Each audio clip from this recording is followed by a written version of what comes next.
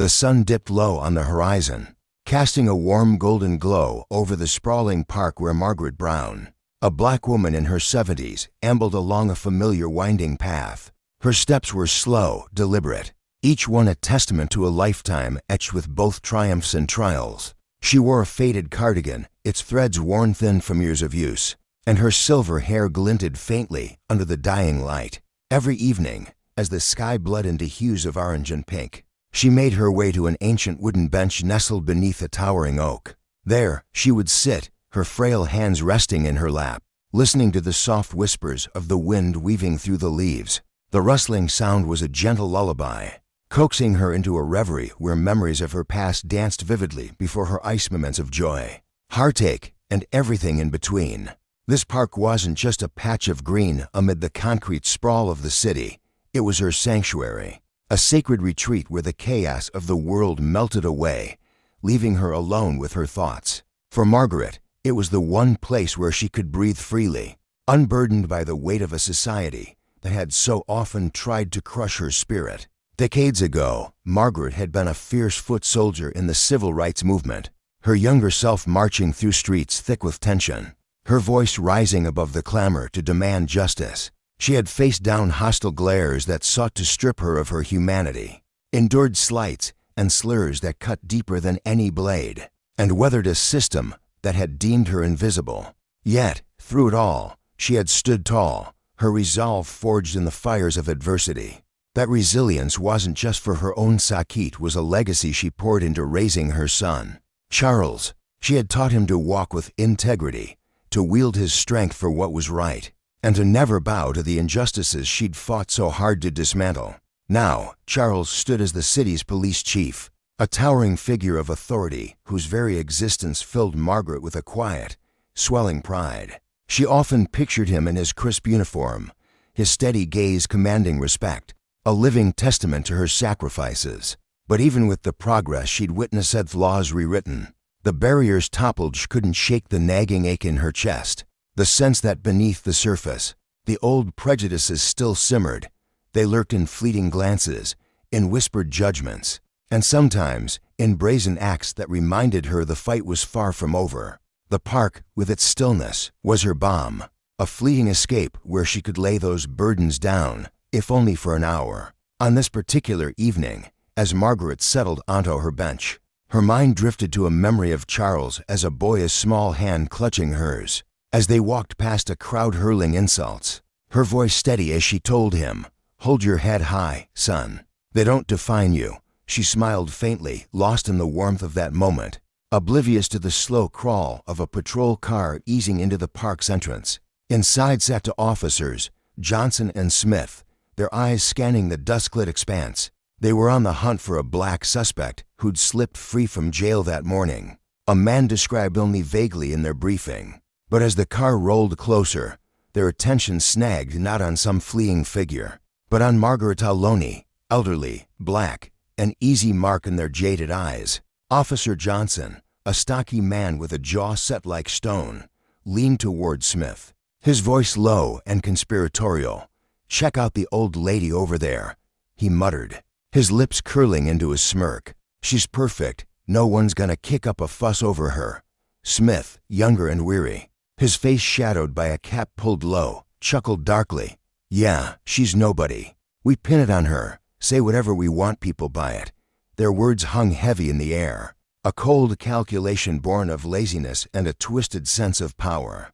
To them, Margaret wasn't a person with a story, a soul. A life flash was a shortcut, a means to close a case without breaking a sweat. The patrol car's engine hummed as it came to a stop, its tires crunching against the gravel path just beyond the bench. Margaret, still adrift in her thoughts, didn't register the sound at first. It wasn't until the sharp creak of the car doors swinging open pierced the quiet that her instincts prickled, a faint tremor of unease stirring in her gut. She lifted her head slowly, her eyes narrowing as two figures emerged from the vehicle and strode toward her. Their boots thudded against the earth, deliberate and predatory, like wolves closing in on a lamb. Johnson's broad frame loomed ahead, his face a mask of contempt, while Smith flanked him, his posture slouched but his gaze sharp with malice. Margaret's heart quickened, a flicker of dread threading through her as she met their stare-scold. Unyielding, stripped of any trace of humanity. In that fleeting second, a lifetime flashed before her. The marches, the arrests, the nights she'd lain awake wondering if change would ever come. She'd faced down hatred before, but now, in the twilight of her years, she dared to hope those battles were behind her. Yet here it was again, staring her down with badges pinned to its chest. Johnson stopped mere feet from her, his shadow stretching long and dark across the bench. "Get up," he barked, his voice a jagged edge slicing through the calm. Margaret blinked, confusion clouding her features as she steadied herself against the armrest. "Excuse me," she said softly, her tone measured but firm, a quiet strength woven into every syllable. "What's going on, officers?" Her words carried the weight of a woman who'd spent decades refusing to be cowed, but they only seemed to stoke the officer's disdain. Smith let out a mocking snort, his lips twisting as he stepped closer. Before Margaret could process the venom in his expression, Johnson lunged forward, his meaty hand clamping around her arm with a force that made her gasp. He yanked her upward, her thin frame staggering under the sudden violence, her feet scrambling to find balance on the uneven ground. "I said get up," he snarled, his grip tightening as if daring her to resist. Pain flared in Margaret's shoulder, a sharp jolt that radiated down her spine. But she steadied herself, her voice rising with a calm defiance. "I'm just sitting here," she said, her breath uneven but her resolve unbroken. "I haven't done anything wrong." Her plea hung in the air, fragile yet unyielding, a testament to the dignity she'd clung to all her life. But to Johnson and Smith, it was nothing less than nothing.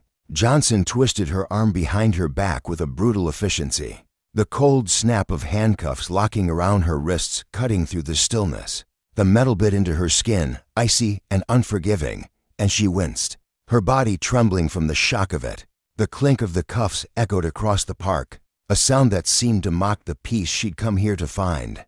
Then, without a flicker of hesitation, Smith shoved her forward, his hands rough against her back. Margaret stumbled, her knees crashing against the hard earth with a sickening thud. Pain exploded through her legs, her frail bones protesting the impact, and she clenched her teeth to stifle a cry, unwilling to give them the satisfaction. Dust clouded around her as she hit the ground, the scent of soil and grass mingling with the metallic tang of fear in her throat. She tried to push herself up, her hands straining uselessly against the cuffs, but her strength faltered, her body betraying her in a way it never had in her youth. "You've got the wrong person," she rasped, her voice quaking but resolute. "I'm not who you're looking for." Her eyes, wide with a mix of anguish and fury, darted between the two men, searching for a shred of reason, a hint of mercy. But Johnson's face remained a slab of stone, and Smith's gaze was a void, empty, cruel, devoid of remorse. "Oh, you think you're somebody?" Smith sneered, his voice dripping with scorn as he towered over her, demanding answers like you matter. He grabbed her arm again, hauling her to her feet with a roughness that tore a sharp cry from her lips. Her legs wobbled beneath her, threatening to buckle, but she straightened as best she could, her chin lifting in defiance even as pain pulsed through her. "Why are you doing this?" she shouted, her voice cracking with a raw, desperate strength. "I haven't done anything wrong." The words spilled out, fierce and trembling, a plea and a condemnation all at once, but they vanished into the evening air, swallowed by the officer's indifference. Johnson smirked, pressing the cuffs tighter until they dug into her flesh, a petty act of dominance that made her flinch. "Don't argue," he spat, his breath hot against her ear. "We've got the right to do whatever we damn well please." His partner chuckled, a low, guttural sound that sent a shiver down Margaret's spine. Physically, she was no match for them, her body frail, her muscles weakened by age, but her spirit burned fierce and unbroken. She twisted in their grasp, her old eyes blazing with a righteous fury. "Do you even know who I am?" she demanded, her voice rising above the ache in her bones. "I've lived my life with honor, never once broken the law. What gives you the right to treat me like this?" It was a question born of decades of struggle, a challenge to the very power they wielded so carelessly. The struggle unfolded in agonizing slow motion. Margaret's frail form pitted against the brute strength of the two men. Around them, the park stirred. A handful of onlookers paused, their murmurs rising like a distant tide. Some fumbled for their phones, shaky hands recording the scene, the flicker of screens illuminating their uncertain faces. But most stood frozen, their fear outweighing their outrage, unwilling to step into the fray. "Stay still, or you'll regret it," Smith bellowed, his voice a thunderclap of menace. Johnson crouched beside her, his thick fingers digging into her shoulder as he hoisted her up once more, his sneer a grotesque caricature of authority. Margaret's breath came in ragged gasps, her body screaming in protest. But her eyes never wavered, pools of defiance staring down the injustice that sought to break her. In that moment, the air shifted, a distant rumble of tires against gravel, a new presence slicing through the tension. Charles Brown, the police chief, had arrived, drawn by a frantic call from a bystander who'd recognized his mother's face in the chaos. He stepped from his car, his uniform crisp, his stride purposeful. But the sight that greeted him stopped him cold. There, sprawled in the dirt, was the woman who'd raised him, her wrists bound, her face etched with pain and fury. His heart plummeted, a sickening lurch of disbelief and rage crashing through him. "What the hell is this?" he roared, his voice a force of nature as he stormed toward the scene. Johnson and Smith froze, their bravado crumbling as recognition dawned. The chief's mother, they'd brutalized the chief's mother. Charles knelt beside Margaret, his hands trembling as he gently lifted her from the ground, his touch a stark contrast to the violence she'd endured. "Mama, I'm here," he whispered, his voice thick with guilt and sorrow. Her eyes met his, softening for a moment before hardening again with the weight of what had happened. "They did this to me, Charles," she said, her words steady despite the tremor in her frame. For no reason at all, his jaw clenched, a storm brewing behind his dark eyes as he turned to the officers. "You're done," he said, his tone low and lethal. "Both of you." The weight of his authority crashed down like a gavel, a reckoning for the power they'd abused. In the days that followed, the incident rippled through the city. An elderly woman, a civil rights icon, beaten by those sworn to protect. Johnson and Smith faced suspension, then charges, their careers unraveling as the footage spread, igniting outrage. But for Margaret, it wasn't about vengeance. Sitting in her son's office, her wrists still bearing faint bruises, she looked at him with a weary wisdom. "Justice isn't just punishment, Charles," she said softly. "It's making sure this never happens again to anyone." Her words lingered, a lesson carved from a lifetime of standing tall, a reminder that power unchecked is a poison, and that true justice demands accountability, not just for the guilty, but for a world that lets such wrongs endure. Charles nodded, his resolve hardening. He'd spent his life ensuring her fight and her pain hadn't been in vain. The sting of the officer's hand lingered on Margaret's weathered cheek, a sharp reminder of the power he wielded without hesitation. She was an old woman, her frail frame trembling from the ache in her bones, yet her spirit remained unbroken. With a defiant tilt of her chin, she locked eyes with Officer Johnson, her gaze piercing through the haze of his authority. "What exactly is your job?" she asked, her voice steady, carrying a quiet strength that belied her years. "Is it rounding up innocent folks just to fill some quota? Tell me, do you even have a shred of humanity left in you?" She didn't raise her voice, no need to. The raw defiance in her tone sliced through the air, catching both Johnson and his partner, Officer Smith, off guard. For a fleeting moment, their stern expressions faltered, replaced by a flicker of uncertainty. But that flicker didn't last. The surprise in their eyes hardened into something darker, hot and unyielding. Smith shot a glance at Johnson, his jaw tightening as he muttered under his breath, barely containing the frustration bubbling within him. "Let's not drag this out any longer. Get her to the station." His words were clipped, laced with irritation, as if Margaret's resistance was a personal affront. Johnson nodded, his fingers digging tighter into her arm, the pressure bruising her fragile skin. Yet, as he tugged her forward, he couldn't shake the weight of the onlookers' stares. All around them, eyes narrowed, faces twisted with disapproval. A crowd forming like a storm gathering strength. The murmurs started soft, a ripple of discontent spreading through the growing throng. A young woman, her hands shaking as she fumbled with her phone to record, stepped closer, her voice cutting through the tension like a blade. We're watching this. It's senseless pure brutality. She hasn't done a damn thing wrong." Her words trembled with emotion, but her resolve held firm.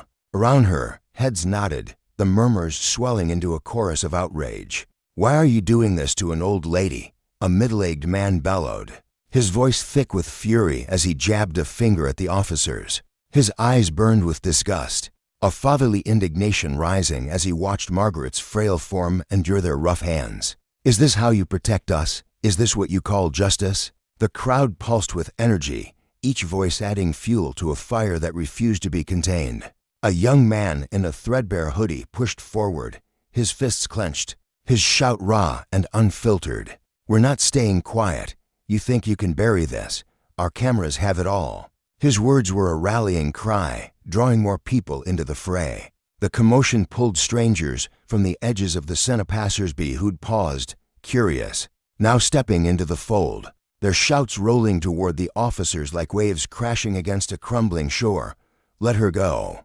A voice rang out from the back, sharp and unwavering. "We're not letting this slide." Margaret's body ached, each movement a reminder of the officer's harsh grip. But something warm stirred in her chest as she glanced at the faces surrounding her. Strangers, once silent and distant, now stood united, their compassionate eyes meeting hers with unspoken promises of support. She felt their strength seep into her, lifting her spirit even as her knees threatened to buckle. At the crowd's edge, an elderly woman with silver hair and a trembling voice stepped forward, her words quivering yet resolute. "I've seen too much injustice in my long life, but this is where it ends. We won't let you keep abusing your power." Her frail hands shook with conviction, a lifetime of quiet endurance now spilling into fierce defiance. The crowd didn't just watch the acted. A group of young people surged forward, their bodies forming a makeshift wall between Margaret and the officers. One of them, a weary teenager with fire in his eyes, squared his shoulders and shouted, "We're not scared of you. Keep this up, and we'll protect her with everything we've got." Smith's composure cracked, his face twisting as he spun toward the crowd, desperately clinging to his fading authority. "Back off," he roared, his voice straining to rise above the din. "You're obstructing justice." But his command drowned in the sea of anger, the words hollow against the swell of resistance. A tall man, his voice dripping with bitter sarcasm, pushed closer, his towering frame looming over the officers. "Justice? You call this justice? Attacking an innocent old woman without a shred of reason? Don't test us any further." His words sparked louder cries, fists rising into the air, voices chanting in unison, "Justice for the old lady. Let her go." The atmosphere crackled, electric with fury, a wildfire spreading through those who'd once stood on the sidelines. They closed ranks around Margaret and the officers, a tight circle of defiance that left Johnson visibly rattled. His hand twitched toward Smith's arm, his whisper urgent and strained. "We need to stop this. It's spiraling. If this gets out, our jobs are done." But Smith, his face flushed with rage and wounded pride, yanked his arm free. "Shut up. We can't let them think they've won." His stubbornness was a flimsy shield, crumbling under the crowd's relentless pressure. Some had already dialed for help, their voices rising above the chaos. "Get the police chief down here. We want justice now," an elderly woman demanded, her eyes blazing with a fury that belied her years. Others moved to shield Margaretta, young woman with kind eyes, slipped her coat over Margaret's trembling shoulders, a small gesture of warmth amid the storm. "You're not alone," she whispered, her voice fierce with determination. "We won't let them hurt you anymore." A burly man stepped in, steadying Margaret with a gentle hand, his broad frame a barrier against the officer's roughness. The air shifted, heavy with the weight of collective will. Smith and Johnson, once untouchable in their uniforms, now stood exposed, the focus of a community's wrath. Their silence was tense, their confidence eroded by the accusing stares boring into them. Despite the pain radiating through her body, Margaret felt a flicker of hope ignite within her, growing into a steady flame. She wasn't alone anymore. Her small, resolute stand had sparked something greater, unity that rippled through the crowd, a testament to the power of even the quietest voice. This wasn't just her fight now. It had become a beacon for anyone who'd ever felt the sting of misused authority, truth, she realized, could triumph no matter how steep the path ahead. At that very moment, Charles Brown, the local police chief and Margaret's son, strolled near the park's entrance, seeking a rare moment of peace after a grueling day. The park was his sanctuary, a place to escape the endless demands of his job reports, disputes, and the weight of responsibility. He knew his mother often came here too, drawn to the quiet benches and the rustle of leaves, a balm for her weary soul amid the city's clamor. As he passed through the gate, his eyes caught the glint of a patrol car parked just ahead. Instinct sharpened his focus, a habit honed by years of service. Then he saw Atwo officers, their hands rough and unrelenting, shoving an elderly woman to the ground, snapping cuffs around her wrists. His breath caught, his heart lurching as recognition hit. That woman was his mother. For a split second, Charles stood frozen, disbelief locking his limbs.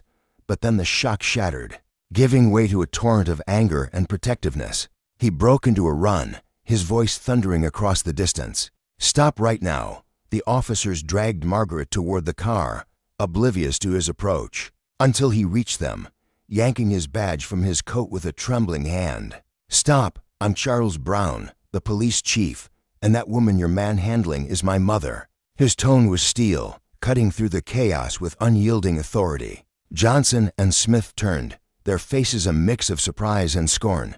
They didn't know him, didn't recognize the badger, chose not to.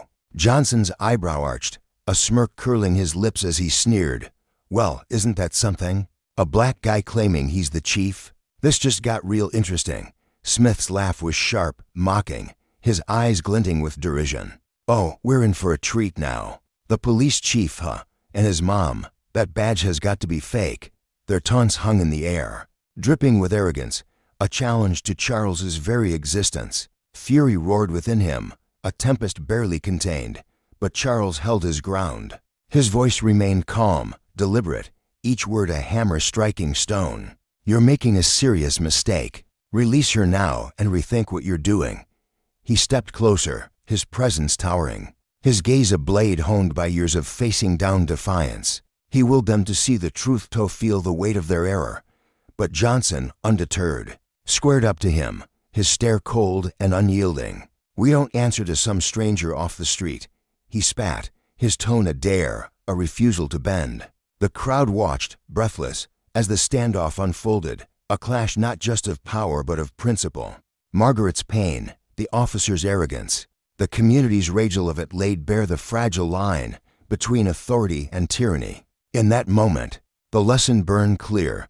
Justice wasn't a gift bestowed by those in uniform, it was a right demanded, fought for, and won by those brave enough to stand. And the consequences of power unchecked, they rippled outward, a reckoning no badge could shield against. The air was thick with tension as Charles stood toe-to-toe with Johnson, his dark eyes blazing with an unshakable resolve that seemed to radiate from deep within.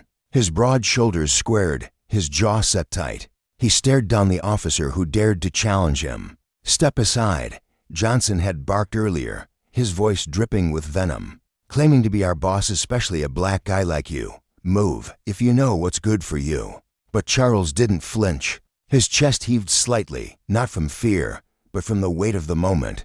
"This isn't a request," he said, his voice low and steady, carrying the unmistakable timbre of authority honed over years of struggle. "It's an order. Release my mother right now, or I swear you'll regret it."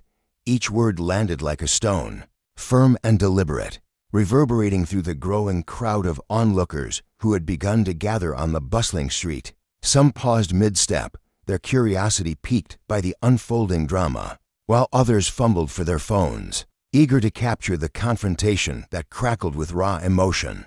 Johnson, a burly man with a perpetually furrowed brow, didn't budge, his lips curled into a sneer, his pale blue eyes glinting with a mixture of disbelief and disdain. Beside him, Smith, a weary figure with a sharp, hawkish face, moved swiftly, seizing Charles's arm with a grip so forceful it made him wince. The sudden jolt of pain shot through Charles's body, but he refused to let it show beyond a fleeting grimace. Smith twisted his arm behind his back with unnecessary roughness, his fingers digging into Charles's flesh as if to assert dominance. "Oh, look at this." Smith taunted, his voice laced with mockery. Another troublemaker resisting arrest. How predictable. The sneer on his face widened as he leaned closer, his breath hot against Charles's ear. For the last time, Charles growled through gritted teeth, his voice trembling not with fear but with barely contained fury.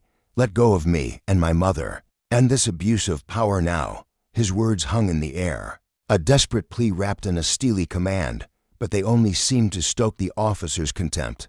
Johnson let out a harsh, guttural laugh, exchanging a knowing glance with Smith. Their arrogance was palpable, a toxic cloud that seemed to choke the very air around them. A black guy threatening us, Johnson scoffed, shaking his head as if the idea were absurd. Sounds like a bad punchline. You, the chief of police. I'd sooner believe the sky's green.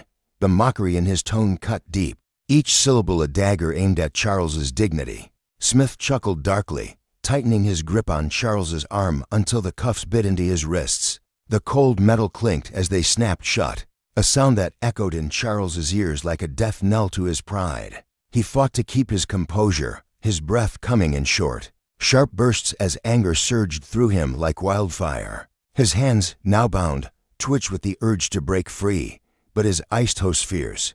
Unyielding ice never wavered from Johnson's smug face. In the patrol car parked a few feet away, Margaret sat helplessly, her frail hands also cuffed. Her thin frame slumped against the worn leather seat. Her gray hair, usually neatly pinned, fell in disarray around her lined face, a testament to the chaos of the moment. She watched her son with wide, anguished eyes, her heart breaking as she saw him manhandled like a common thug. Charles, she called out, her voice weak and trembling, barely audible over the hum of the street. Don't do this. Don't let them hurt you more. Her words were a mother's plea, laced with fear and love, but they carried the weight of a lifetime spent shielding him from a world that too often judged him. Before knowing him, Smith glanced back at her, his lips twisting into a sneer. Mother and son, both troublemakers. He spat, his tone dripping with disdain. We'll handle you both. With a rough shove, he forced Charles into the back seat beside Margaret, the door slamming shut with a finality that made her flinch. Inside the cramped, dimly lit confines of the patrol car, Charles turned to his mother. Her face, etched with pain and worry, was a mirror to his own turmoil. Her eyes, though clouded with exhaustion, still held a quiet strength that pierced through his anger. He bowed his head, the weight of his failure pressing down on him like a physical burden. "Mom," he whispered, his voice thick with regret, "I'm so sorry you're going through this. I tried to change things, thought I could fix this department from the inside." His words faltered, choked by the lump in his throat. Margaret shook her head gently, her cuffed hands reaching awkwardly to touch his arm. "Charles," she said softly, her voice tender yet resolute, "this isn't your fault. This is the fight we've been in our whole lives. You've done more than anyone could ask." Her calmness, a stark contrast to the storm raging within him, was a balm to his wounded spirit.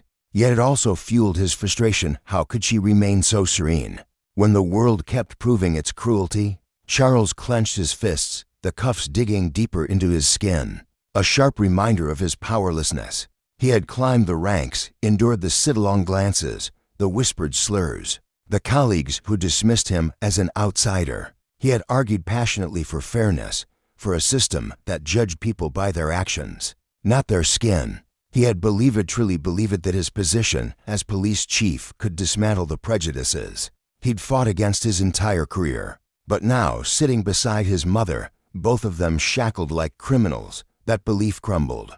The system he'd hoped to reform had turned on him, stripping away his authority and exposing the raw, unhealed wounds of injustice. The lesson was bitter and clear. Power misused could unravel even the strongest resolve, and justice was a fragile thing, easily trampled by those who wielded authority without conscience. Up front, Johnson and Smith were oblivious to the reckoning brewing behind them. They lounged in their seats, the patrol car's engine humming as they traded jabs and crude remarks. "Stupid black mother and son," Johnson muttered, his voice a low growl of contempt. Smith snickered, tapping the steering wheel with a lazy rhythm. "Bet they think they're some big shots. Let's see how tough they are at the station." Their laughter filled the car. a grating sound that gnawed at Charles's nerves. They had no inkling that their actions fueled by arrogance and a reckless abuse of power were hurtling them toward a cliff's edge. For now, they reveled in their perceived dominance, certain they could bend the world to their will. The car rolled through the city streets, the neon glow of streetlights streaking past like fleeting promises of hope. Margaret's head rested lightly against the window, her breathing shallow but steady. Charles watched her, his heart aching at the sight of her quiet endurance. She had faced worse than decades of slights, of doors slammed shut, of battles fought in silence. Her resilience was a beacon, illuminating the path he knew he had to follow. He couldn't let this moment define them. The humiliation burned, yes, but it also forged a steely resolve within him. He would fight not just for her, but for every soul crushed under the weight of unchecked power. Justice, he realized, wasn't a gift bestowed from above. It was a fire that had to be kindled and fiercely guarded. When the patrol car lurched to a stop outside the police station, Johnson and Smith climbed out with an air of smug satisfaction. They yanked the back doors open, hauling Margaret and Charles out with little regard for their dignity. Margaret stumbled slightly, her cuffed hands making it hard to steady herself. But Charles was quick to step closer, his shoulder brushing hers in silent support. The station loomed ahead, its gray facade stark against the night sky, a symbol of the institution he'd once hoped to redeem. Johnson smirked, grabbing Charles by the elbow. "How's it feel, Chief Brown?" he jeered, his voice dripping with sarcasm. "Bet you never pictured yourself rolling up here in cuffs." Smith joined in, his laughter sharp and gleeful. "Yeah, first time on the other side. Huh, about time you got a taste of it." Charles said nothing, his silence a shield against their taunts. Inside, his rage simmered, a volcano waiting to erupt, but he held it back. He knew the truth would surface soon, and when it did, these officers would learn the cost of their hubris. As they were marched into the station, the atmosphere shifted.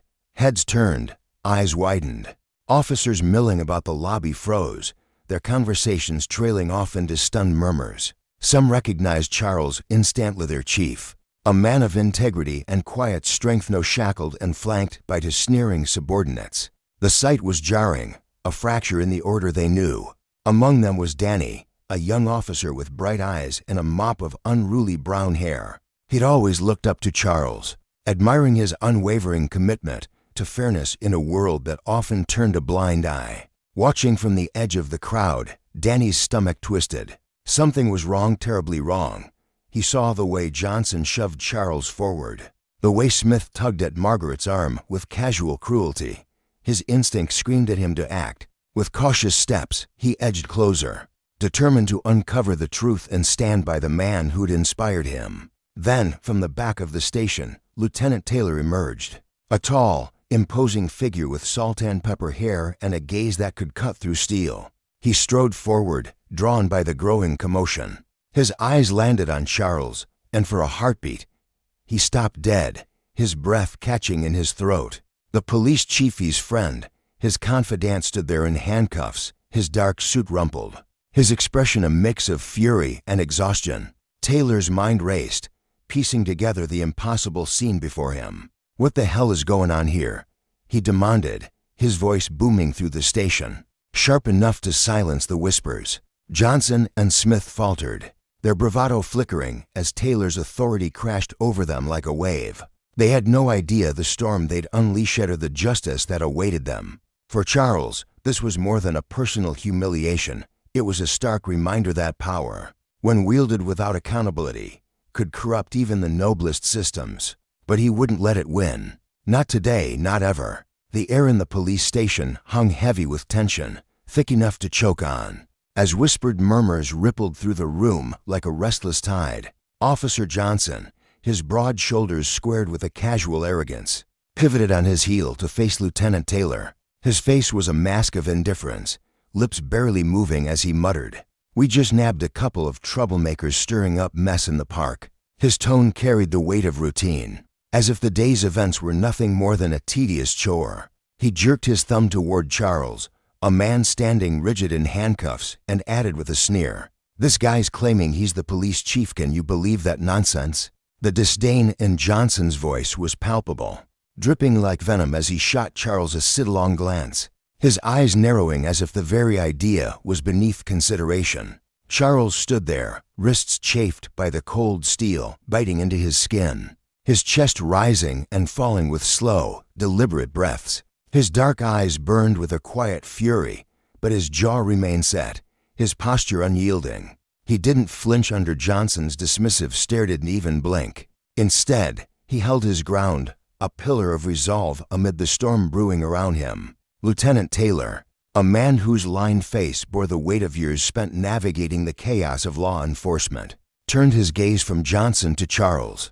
His brow furrowed, and the faint lines around his mouth deepened as his expression shifted from curiosity to something far more serious.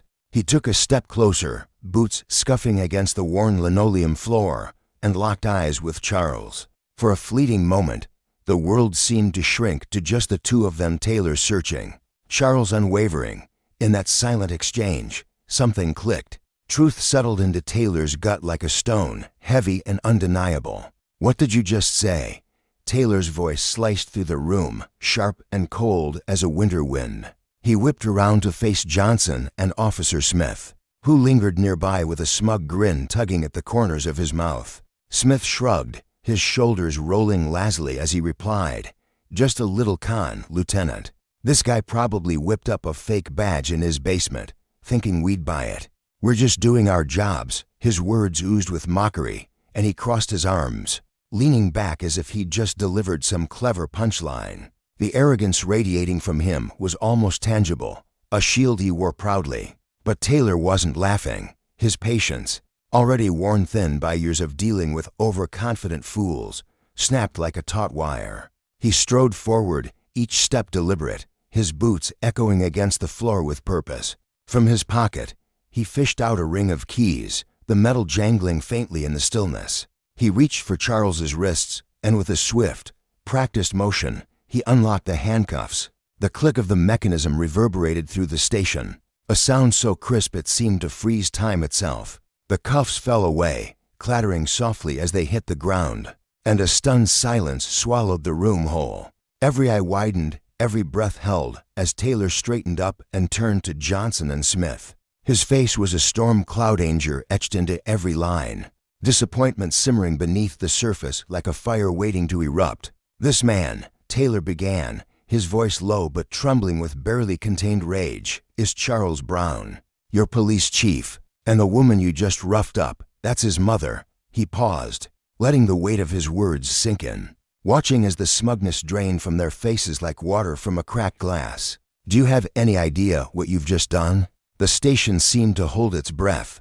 A group of younger officers clustered near the back, their faces a kaleidoscope of emotion shock, shame, and a creeping horror that twisted their stomachs into knots. They darted glances between Charles, standing tall despite the indignity he'd endured, and Margaret, his mother, a frail figure hunched in a chair nearby, her hands trembling slightly from the ordeal. Her gray hair was disheveled, her eyes glistening with unshed tears. But there was a quiet strength in the way she held herself, a dignity that refused to be broken. The air grew thick with tension, a suffocating blend of embarrassment and dread that pressed down on everyone present. Johnson and Smith exchanged a quick, panicked look. The color leached from their faces, leaving them pale and hollow-eyed. Johnson opened his mouth, his voice faltering as he stammered, "To didn't Lieutenant." But Taylor cut him off with a raised hand, his glare icy enough to freeze blood. "You were trained to verify identities before throwing cuffs on someone," he snapped. "You had protocols, and you ignored them. You acted like you were above the rules, like you could do whatever you wanted to whoever you wanted. This isn't just sloppy work, it's a blatant abuse of power." Smith, sensing the ground crumbling beneath him, tried to salvage what little he could. "Lieutenant, we didn't know. We thought he didn't look like." He fumbled, his words tripping over themselves as his bravado melted into desperation. Taylor's eyes flashed, and he stepped closer, towering over Smith. "Charles Brown is one of the finest officers I've ever had the privilege of knowing," he said, his voice rising with every word. "He doesn't owe you proof of who he is. And his mother? What gave you the right to lay hands on her, to treat her like some common thug. His words landed like blows, each one stripping away the fragile egos Johnson and Smith had clung to just moments before. Their confidence, so bold and brash minutes ago, shriveled into something small and pitiful placed by a dawning fear that clawed at their insides. Charles, now free, rubbed his wrists where the cuffs had bitten into his skin, leaving faint red marks as a bitter reminder. His gaze settled on Johnson and Smith, cold and unyielding, a storm brewing behind his dark eyes. He drew a slow, steadying breath, his chest expanding as he fought to keep his voice even. "I told you who I was from the start," he said, each word deliberate, cutting through the silence like a blade. "I told you to stop, but you didn't listen. You chose violence over reason, contempt over respect, and now you'll answer for it." The station buzzed with a low hum of murmurs, the onlookers unable to contain their shock, faces twisted with indignation, their whispers weaving a tapestry of outrage and disbelief. Among them, the younger officers who'd once looked to Charles as a beacon of what justice should be felt there, admiration solidify into something deeper, a reverence tinged with awe. They turned their eyes on Johnson and Smith, their expressions hardening into cold disdain, as if the two men were strangers they'd rather erase from their ranks. The truth hung in the air, stark and unforgiving, stripping away every flimsy excuse Johnson and Smith might have conjured. They stood there, exposed, their once cocky smirks replaced by a mix of terror and bewilderment. Their faces, now ashen, betrayed the realization that this wasn't just a misstep, it was a fall that could shatter their careers, their lives. Yet, in a last, desperate bid to claw their way out, Johnson stepped forward, his hands trembling as he clasped them together. "Chief Brown," he said, his voice quaking, "we didn't know, we swear. If we'd known you were the chief, we'd never have done it. It was a mistake, a stupid misunderstanding. Please, I've got a family kids who need me. I can't lose this job." Smith chimed in, his face crumpling with regret. "Yeah, Chief. We thought we were just doing our duty. We didn't mean to hurt anyone. Please, give us a chance to make this right."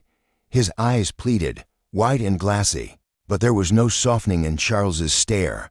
He shook his head slowly, his resolve as solid as granite. "A misunderstanding," he echoed, his tone icy and unyielding. "I identified myself the moment you approached me. You didn't believe me because you didn't want to. You saw a black man and an elderly woman and decided we were beneath you, worthy of your fists. Your cuffs, your scorn, that wasn't a mistake. That was a choice rooted in prejudice and power you had no right to wield." Johnson's eyes brimmed with tears, his desperation spilling over as he took another shaky step forward. "Chief, please think of our families, our kids. We'll never do this again. I swear it. Have mercy." Smith nodded frantically, his voice cracking. "We messed up, Chief. We know we crossed a line. Let us prove we can do better than let one mistake ruin us." Charles didn't waver, his fists clenched at his sides. The memory of his mother Margaret fling through his mind. He could still see her, fragile but fierce, shoved to the ground by these men, her wrists bound, her dignity trampled under their boots, all because they'd assumed they could treat her and him like dirt. After a long, heavy pause, he turned to Taylor, his voice steady as steel. "Lieutenant, I'm requesting that these officers be sent to internal affairs immediately. Their actions are indefensible. They need to face the consequences." Taylor nodded, his expression somber but resolute. He understood the gravity of what had happened, how Johnson and Smith had betrayed the very principles their badges were meant to uphold. He turned to the two officers, his voice a low growl. "You heard the chief. This uniform doesn't give you a free pass to hurt people. It doesn't let you judge someone's worth by their skin or their age. What you did today disgraces every officer who wears this with pride." Johnson and Smith seemed to collapse inward, their arrogance shattered into dust. They bowed their heads, unable to meet the eyes boring into them from every corner of the room. The other officers watched in silence, their faces a gallery of contempt and disappointment. Colleagues who'd once shared coffee and laughs with them now stared as if they were strangers, their trust eroded by the ugliness of what they'd witnessed. In a final, broken plea, Johnson croaked, "Chief, I'm so sorry. I know I was wrong. Please, my family can't lose everything, But Charles's gaze didn't soften. He stepped closer, his voice dropping to a quiet, piercing calm. "You didn't think about my family when you threw my mother to the ground and cuffed her like she was nothing. You didn't care about consequences when you chose to abuse your power and look down on us. You saw use an old woman, a black man, and decided we deserved humiliation. Now you'll live with the consequences of that choice." Silence fell, heavy and final. Johnson and Smith stood mute, the weight of their actions crashing down around them. The station's eyes remained fixed, a collective judgment that spoke louder than words. Justice, raw and unyielding, had taken root with it. A lesson carved deep: power unchecked breeds ruin, and no badge can shield you from the fallout of your own cruelty. The air in the room hung heavy as Johnson and Smith stood before their peers, the weight of countless eyes pressing down on them. Those gazes weren't just curious, they burned with a mixture of disappointment, fury, and something far worse, the unmistakable erosion of respect. These were the same officers they'd stood shoulder to shoulder with through endless nights, shared coffee with during quiet patrols, and trusted with their lives in moments of chaos.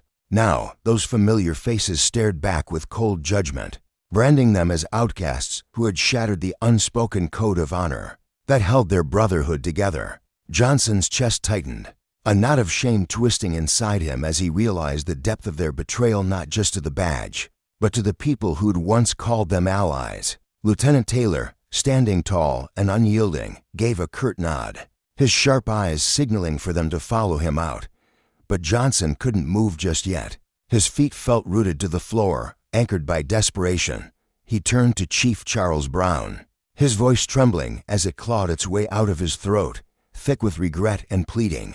"Chief, please," he said, the words breaking apart like brittle glass. "We're so damn sorry. We know we messed up, and I swear to you we'll never let it happen again. Just give us one more chance, please." His eyes, wide and glistening, searched Charles's face for a flicker of mercy, a lifeline to pull him back from the abyss he'd stumbled into. But Charles stood like a pillar of stone, his expression steady, his deep voice rolling out with a quiet force that filled the room. "This isn't some minor slip-up we can brush aside, Johnson," he said, each word deliberate, cutting through the air like a blade. "This is about justice of kind we're sworn to protect. It's about dignity, the trust people place in us when they see this uniform. You didn't just break a rule, you turned your back on everything we stand for. The community deserves better. This force deserves better. And frankly, we don't have room for people who'd throw that away." His tone wasn't loud, but it carried the weight of finality, leaving no space for argument. Johnson's shoulders slumped, his head dipping low as the chief's words sank in, each one a hammer blow to whatever pride he had left. Smith, standing beside him, didn't even try to speak, his jaw clenched tight, his eyes fixed on the scuffed floorboards as if he could will them to swallow him whole. They both knew it was over. No apologies, no tears could undo what they'd done. With heavy steps, they trailed after Taylor, the sound of their boots echoing in the silent room like a funeral march. They'd gambled with their careers, their reputations, their very identities, and lost it all. The consequences loomed ahead, inescapable and merciless, a dark tide they could no longer outrun. Behind them, the room remained cloaked in stillness. The other officers stood frozen, their breaths shallow, each one grappling with the gravity of what they'd witnessed. The silence wasn't just absence of sound, it was a shared understanding, a collective realization that the old days of looking the other way were gone. Misconduct, once a whispered secret buried under camaraderie, would no longer find shelter here. For the younger officers especially, the moment seared itself into their minds, a vivid lesson etched in the lines of Charles's stern face. They'd carry this day with them, a stark reminder that the badge came with a burden of responsibility, a call to integrity they couldn't ignore. Charles turned to face his remaining team, his broad frame casting a shadow across the room. His eyes, dark and piercing, swept over them, commanding their attention without effort. When he spoke, his voice rang out, steady and resonant, cutting through the quiet like a bell tolling a warning. "I need every single one of you to hear this," he began, his tone firm yet laced with a fierce conviction. This uniform isn't a license to wield power however we please. It's a promise to uphold justice, to shield the people we serve, to earn their trust day after day. If anyone here thinks they can follow in Johnson and Smith's footsteps and walk away unscathed, let me make it clear, you're wrong. We answer to ourselves, yes, but more than that, we answer to the community that relies on us. Step out of line, and you'll face the reckoning you've earned. The words settled over the room like a storm cloud, heavy and undeniable. Heads bowed as officers absorbed the truth of it, some shifting uncomfortably under the weight of their own thoughts. Among the younger ranks, a few exchanged glances, quick, subtle nods that spoke of a newfound reverence. To them, Charles wasn't just the man in charge, he was a beacon, a leader who'd drawn a line in the sand and dared anyone to cross it. His refusal to bend, his unwavering grip on what was right, stirred something in them, a mix of awe and resolve. They saw in him the kind of cop they wanted to become, the kind who'd never let power corrupt the purpose they'd sworn to uphold. At Charles's side stood Margaret, his mother, her slight figure a quiet contrast to his commanding presence. Her eyes, weathered by years of struggle, shone with a fierce pride as she watched her son. Her hands, clasped tightly in her lap, still trembled from the tension of the confrontation. But beneath that tremor lay a strength forged through a lifetime of hardship. She'd raised Charles alone, pouring every ounce of herself into teaching him right from wrong, urging him to stand tall even when the world tried to knock him down. Now, seeing him wield that same courage to defend not just their family's honor, but the soul of the Poli, force itself, her heart swelled with gratitude. This was her boy grown into a man who embodied the values she'd sewn into him stitch by painful stitch. Charles rested a hand on her shoulder, his touch gentle but steady, a silent acknowledgement of the bond that anchored them. Their eyes met, and in that shared glance, they both understood this wasn't the end of their fight for justice, but a bold, unshakable beginning. Margaret felt it deep in her bones. Her son was living the lessons she'd taught him, rising as a protector of truth in a world that too often turned a blind eye. Charles, in turn, drew strength from her quiet faith, knowing she'd always believed he could be more than the obstacles life threw at him. As the tension in the room began to ease and the officers dispersed, Charles and Margaret slipped away from the main area. They found refuge in a quiet corridor of the station, where the hum of fluorescent lights cast a soft, golden glow over the worn tiles. A simple bench sat against the wall, and they settled onto it, the world shrinking to just the two of them. Margaret's hands, rough and lined from years of toil, rested in her lap, still quivering faintly. She stared at them for a moment, lost in the memories they held, long nights scrubbing floors to feed her son, calluses earned from holding their little family together. Then she looked up at Charles, his broad shoulders squared with quiet dignity, and a wave of emotion crashed over her. Reaching out, she took his hand, her grip frail yet fierce. Her eyes brimming with tears she fought to hold back. "Charles," she whispered, her voice thick with love and wonder, "I'm so proud of you. You stood there today, fearless, facing down scorn and injustice, and you fought for what's right. I always dreamed you'd grow into someone strong, someone good, but you've become so much more than I ever imagined." Her words trembled, carrying the weight of a mother's hope fulfilled, tinged with the ache of knowing the battles he'd yet to face. Charles wrapped his larger hand around hers, feeling the delicate bones beneath her weathered skin, hands that had guided him, comforted him, shown him what resilience looked like even when life offered no kindness in return. He met her gaze, his own eyes soft but shadowed with a quiet pain. "Mom," he said, his voice low and steady, "I'm just trying to live up to what you taught me.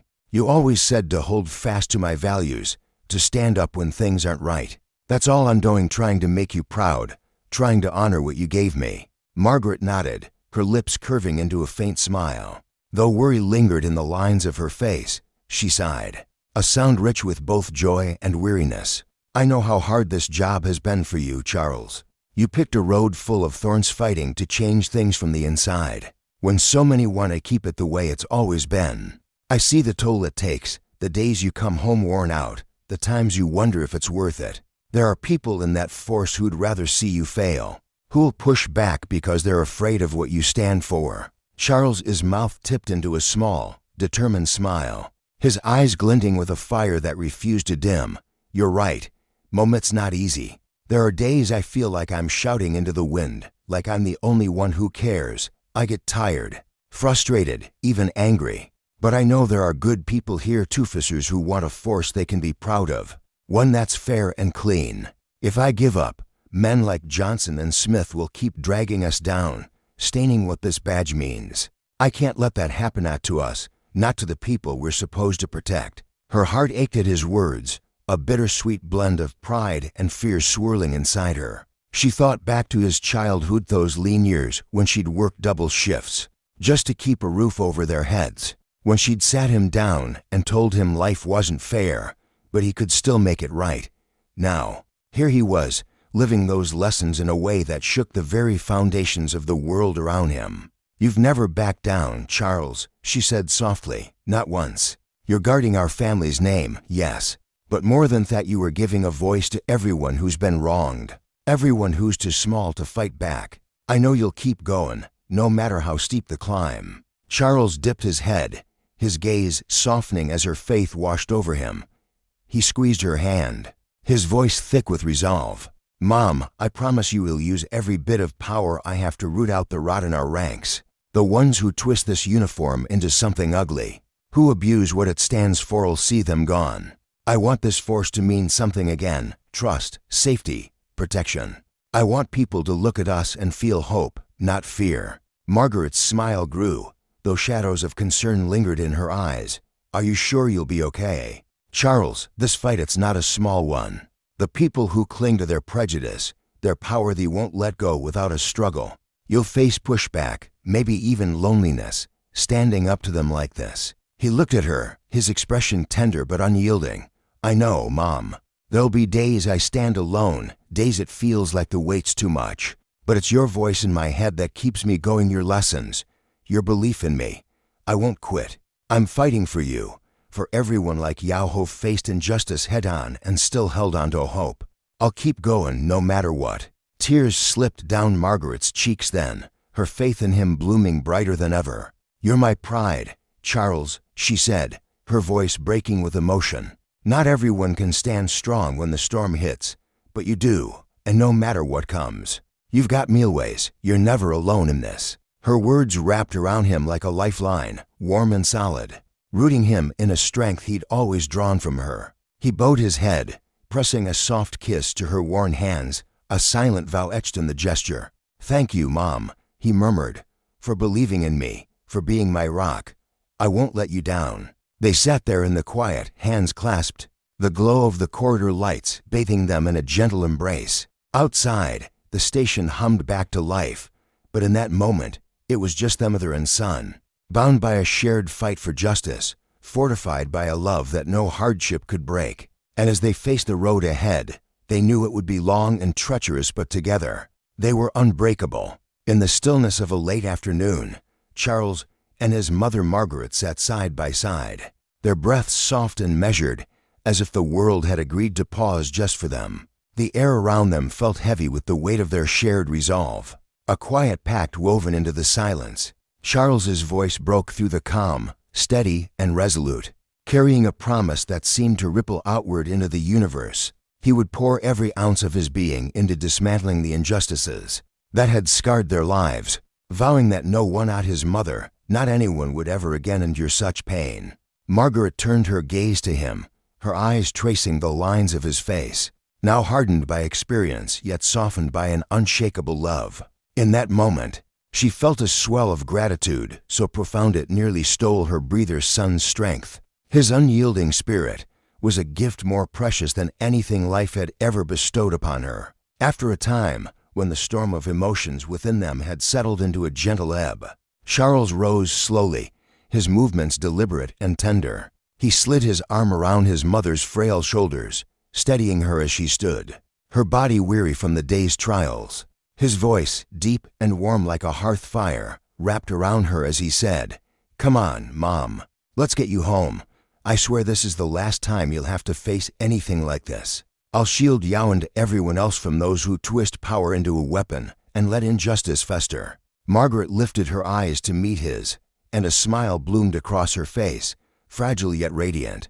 Like sunlight breaking through a clouded sky, she leaned her head against his shoulder, the simple act flooding her with a sense of safety she hadn't felt in years. Together, they stepped away from the police station, their footsteps reverberating through the hollow corridors, each echo a quiet defiance against the shame and shock etched into the faces of their colleagues. Those onlookers, some complicit, some merely silent, had known of the rot within their ranks, the misdeeds of officers like Johnson and Smith, yet had never found the courage to speak. Now, Charles's unwavering stand forced them to confront a bitter truth: silence in the face of wrong could sow seeds of ruin. At the station's threshold, Charles paused, drawing a long, steadying breath that seemed to pull the weight of the world into his chest. He turned to his mother, his eyes alight with a fierce determination, tempered by a gratitude so deep it bordered on reverence. "Mom," he said, his voice soft yet thick with feeling,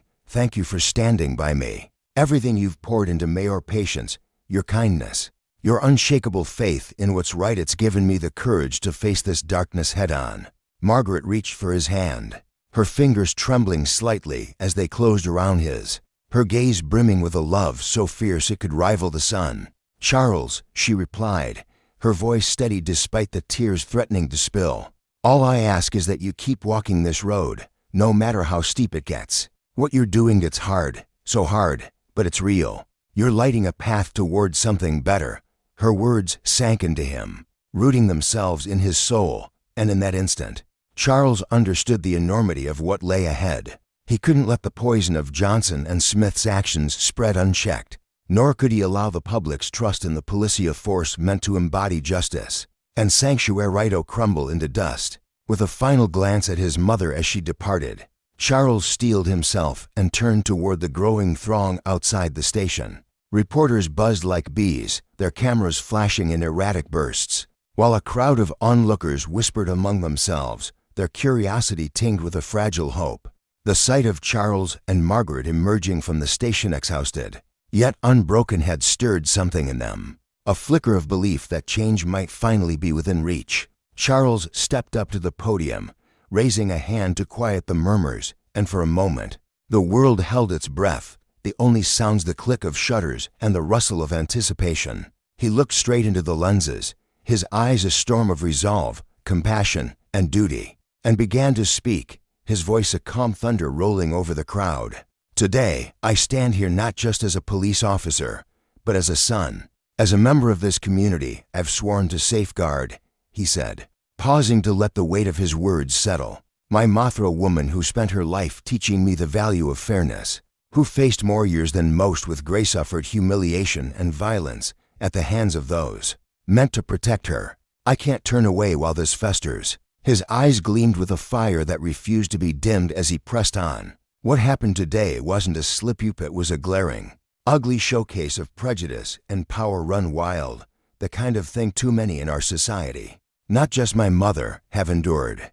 As chief of police, I'm telling you now, I will move mountains to uproot this. The crowd stirred, a ripple of agreement spreading through them like wind over water. Many had tasted the bitterness of similar wrongs, had seen the police as a shadow rather than a shield, and in Charles's voice, they heard something solid, not hollow promises, but a vow carved from the marrow of his being. "We need a force, every person, every single one, no matter who they are, can look to without fear," he continued, his tone rising with a strength that seemed to shake the air. "We'll purge those who wield power like a club, and we'll rebuild the trust this uniform is supposed to carry." The reporters surged forward, questions tumbling from their lips, and Charles met each one with a steady gaze, his answers clear and unflinching. When pressed about Johnson and Smith, he didn't waver. "There's no room here for abuse or bias. Internal affairs is digging into this, and there will be consequence, sharp, unyielding ones to make damn sure justice isn't just a word we throw around." As he spoke, his eyes drifted over the faces in the crowd, some nodding, their jaws set with quiet approval, others watching with a cautious hope, as if afraid to believe too soon. Charles knew trust wasn't won with speeches alone. It demanded sweat, persistence, and proof. He was ready to give all of that and more. When the press conference ended, he stepped down, his shoulders heavy with fatigue, but his spirit lighter, as if a burden had shifted into purpose. He glanced back at the station, its gray facade now a monument to a turning point in his life. The road ahead stretched long and treacherous, a battle to reshape a broken system. But he wasn't alone. Among the crowd stood Alicia's mother most of all, her quiet strength of flame that had ignited his own. Beyond them, the city sprawled under a canopy of lights, alive with noise and motion. And in his mind's eye, Charles saw it anew, a place where the police stood as guardians, not threats, where people could breathe easy under their watch. He made a silent oath to himself, to his mother, to every voiceless soul. He would fight until justice wasn't a dream, but a foundation. From that day, Charles's life unfurled onto a new course, one riddled with obstacles yet pulsing with possibility. His resolve turned his story from a warning into a lighthouse, beaming a truth across the chaos. Even when systems buckle, there are those who will rise to mend them. Johnson and Smith's actions had sparked a firestorm, and the Ministry of Internal Affairs wasted no time, launching a sprawling investigation to peel back the layers of corruption. A special committee took shape, seasoned inspectors who'd seen the ugliest corners of power, psychologists probing the twisted minds behind the badges, and civil rights advocates guarding the process like hawks. They pored over grainy park footage, watching Margaret's trembling frame dwarfed by Johnson's sneer and Smith's cold indifference, then traced the humiliation to the station, where handcuffs bit into her wrists for no crime but her existence. Every frame, every word, every smirk fueled Charles's mission, and the lesson sank deep. When power turns tyrant, justice demands a reckoning. On a tranquil afternoon, Margaret sat serenely on a weathered wooden bench in the park, her hands resting gently in her lap, the soft rustle of leaves overhead blending with the distant laughter of children playing nearby. There was nothing in her demeanor, no fidgeting, no hurried glance that hinted at danger or wrongdoing. She was simply an elderly woman soaking in the quiet beauty of the day, her gray hair catching the sunlight as a faint breeze tugged at her scarf. Yet, this peaceful moment was about to be shattered. Two figures loomed into view, officers Johnson and Smith striding toward her with a purpose that felt jarring against the calm of the scene. Without a word of warning, without even a question to gauge who she was or why she was there, they descended upon her. Their movements were sharp and unyielding, their hands gripping her frail arms as they yanked her from the bench with a force that seemed to ripple through the air. Margaret's startled gasp was swallowed by their barked commands, her confusion morphing into fear as she stumbled under their grasp. Nearby, Charles, her son, had been strolling through the park, his mind preoccupied with the weight of his responsibilities as police chief. The sight of his mother, his strong, dignified mother, being manhandled, stopped him cold.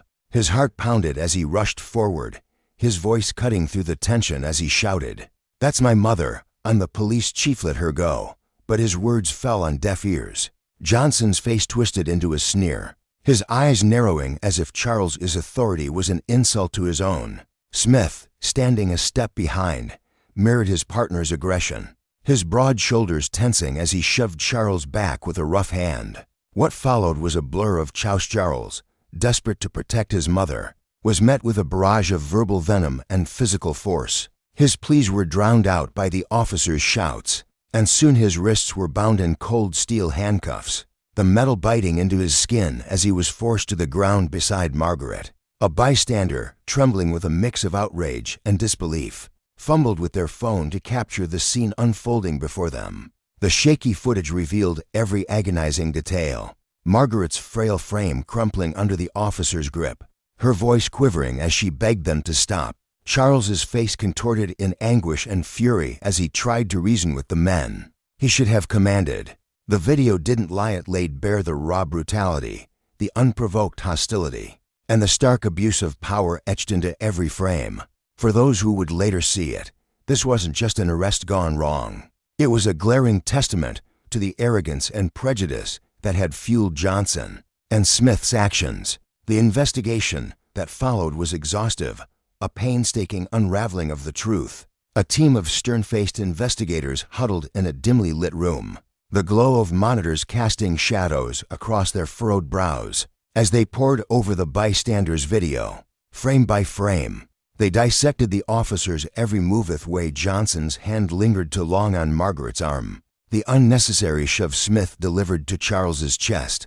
They scribbled notes furiously, their pens scratching against paper as they catalogued each word spat from the officers' mouths, each gesture that betrayed their disregard for protocol. Hours bled into days, but their resolve never wavered. This wasn't just about one incident, it was about rooting out a deeper rot. When Johnson and Smith were hauled before Internal Affairs, the air in the interrogation room crackled with tension. Johnson slouched in his chair, his jaw tight, his fingers drumming an impatient rhythm on the table.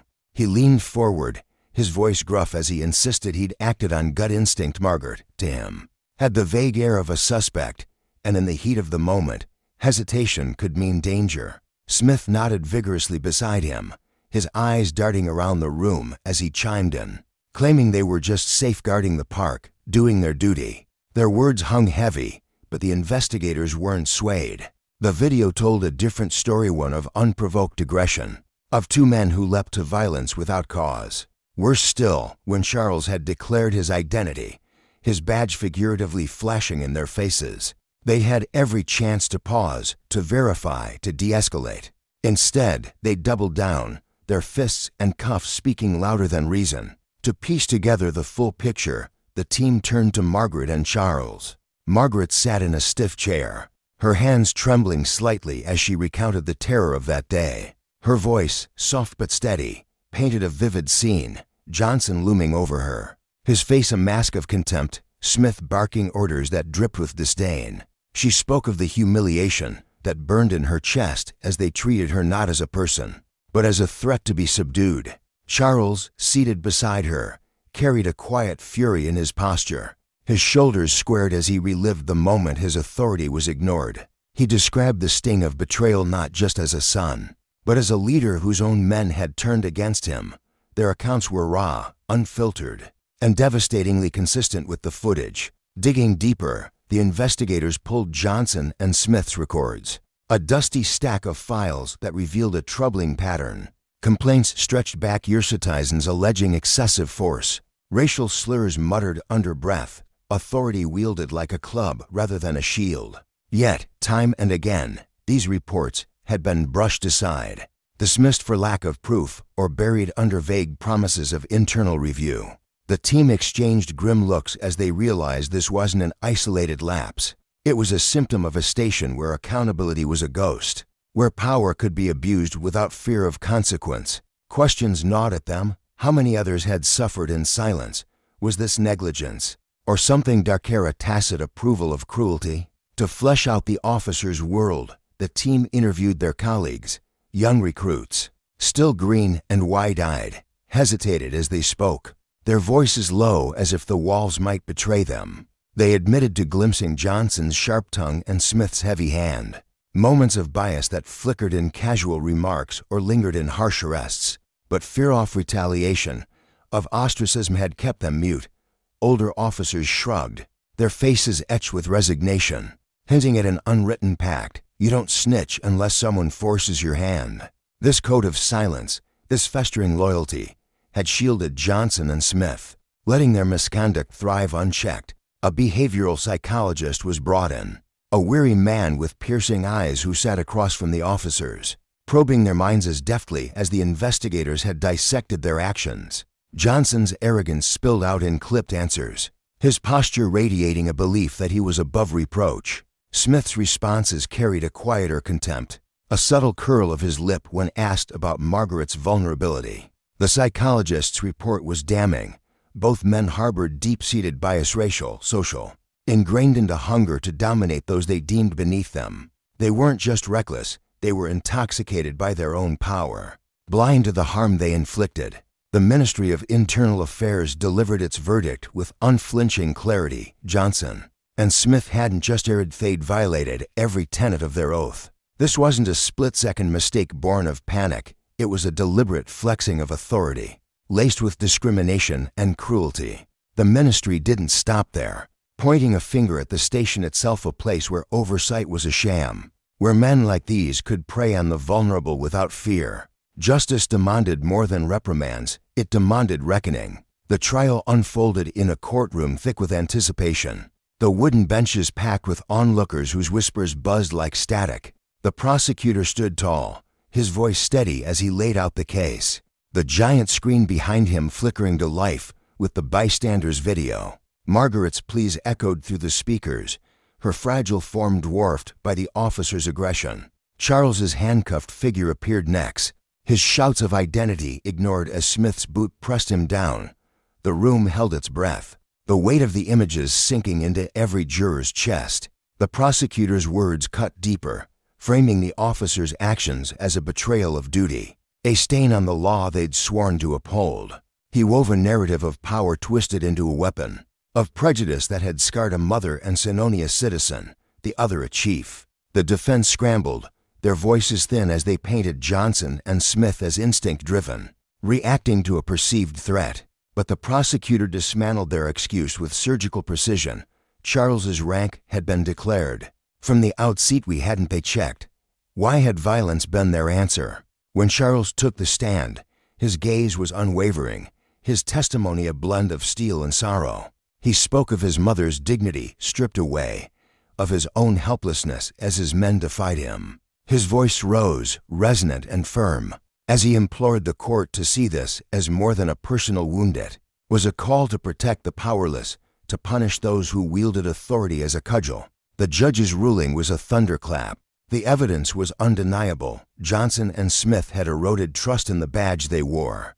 Their actions demanded not just censure, but exhilarant dismissal and prison sentences that matched the gravity of their crimes. The courtroom erupted in murmurs of approval, a collective exhale from those who'd longed for justice. Margaret, her eyes glistening with unshed tears, gripped Charles's hand as they stepped outside, the weight of her ordeal lifting just enough to let relief seep in. She'd borne bruises and shame, but now she felt a fragile peace-proof that power, when abused, would face its reckoning. Charles, too, felt the bittersweet sting of victory. As a son, he'd reclaimed his mother's honor. As a chief, he'd exposed a flaw he now vowed to mend. The lesson was searing. Justice wasn't just a verdict, it was a warning. Power, unchecked, devoured the innocent, but consequences, when delivered, could restore balance. For Margaret, for Charles, for the countless unseen victims of Johnson and Smith's reign. This was a fragile, hard-won triumphone that whispered hope amid the wreckage. The quiet streets of Brooksville, a quaint little town steeped in old-world charm, were usually filled with the gentle hum of daily life, neighbors chatting over picket fences, the occasional bark of a dog chasing its tail. But on this day, an oppressive weight hung in the air, thick and heavy, as if the town itself sensed the storm brewing on its edges. Outside a rundown warehouse on the outskirts, where rusted metal walls leaned precariously against the wind, a black SUV with dark-tinted windows sat parked in discreet silence. Inside, Special Agent Malik Carter adjusted the collar of his plain gray hoodie, his sharp eyes scanning the horizon. A decade of service with the FBI had honed his instincts, and today they were razor-sharp. He was here on a covert mission, chasing whispers of a sprawling drug ring that might have tangled roots, snaking into the local police force, a suspicion that gnawed at him like a persistent itch. Malik stepped out of the vehicle, his worn sneakers crunching against the gravel, his Glock 19 and badge tucked securely inside his jacket. He wasn't here to draw attention, just to observe, to piece together the puzzle. The cool breeze brushed against his face as he squinted toward the warehouse, his mind already mapping out the next move.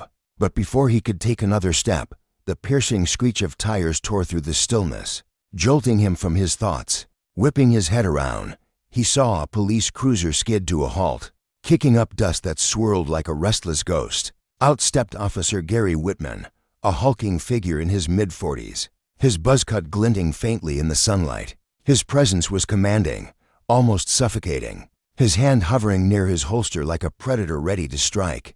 Malik's stomach tightened, not from fear, but from the sudden realization that this encounter was about to spiral far beyond a routine check. "Hey, you!" Whitman's voice boomed across the empty lot, sharp and accusatory, bouncing off the warehouse walls. "What do you think you're doing here?" His tone carried an edge of disdain, his cold eyes locking onto Malik with a scrutiny that felt personal. Malik straightened, raising one hand slightly in a calm, non-threatening gesture. "Good afternoon, officer," he began, his voice steady, professional, a shield against the hostility radiating from the man before him. "Don't good afternoon me," Whitman snapped, cutting him off as he strode forward with purpose, his boots pounding the ground. "This is private property. You don't belong here. Show me some idno."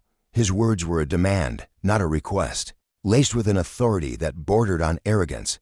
Malik's mind raced. His operation was classified, the stakes sky high. Flashing his FBI credentials could unravel months of work, exposing the investigation to the very corruption he was hunting.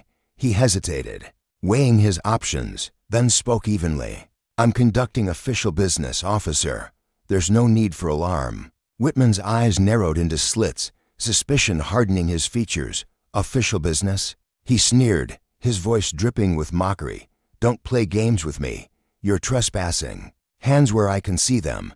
The situation unraveled faster than Malik could control. In a flash, Whitman's gun was out, the barrel aimed squarely at Malik's chest. "I said hands where I can see them, no," he barked, his voice trembling with a mix of aggression and something unsteady, fear, perhaps, or a darker impulse.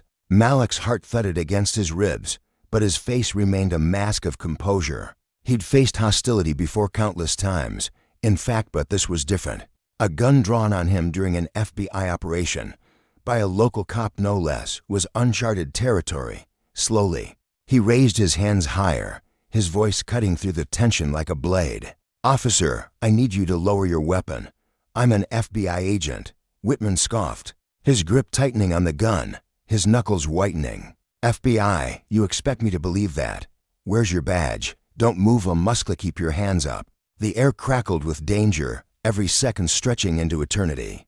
Malik knew one wrong move could turn this into a tragedy, and he could feel the weight of Whitman's distrust, boring into him, distrust tinged with something uglier, something that whispered of prejudice and unchecked power. Unbeknownst to Whitman, a tiny camera clipped to Malik's jacket hummed quietly, capturing every word, every gesture. He'd activated it the moment the cruiser pulled up, a precaution born of years in the field. "Officer," Malik said, his tone unwavering despite the gun staring him down. "My badge is inside my jacket. If you allow me, I'll show you." Whitman's face twisted with fury. "Don't you dare," he shouted, stepping closer, the barrel inches from Malik's chest. "You think I'm stupid? You're reaching for a weapon, aren't you? I know how you people operate."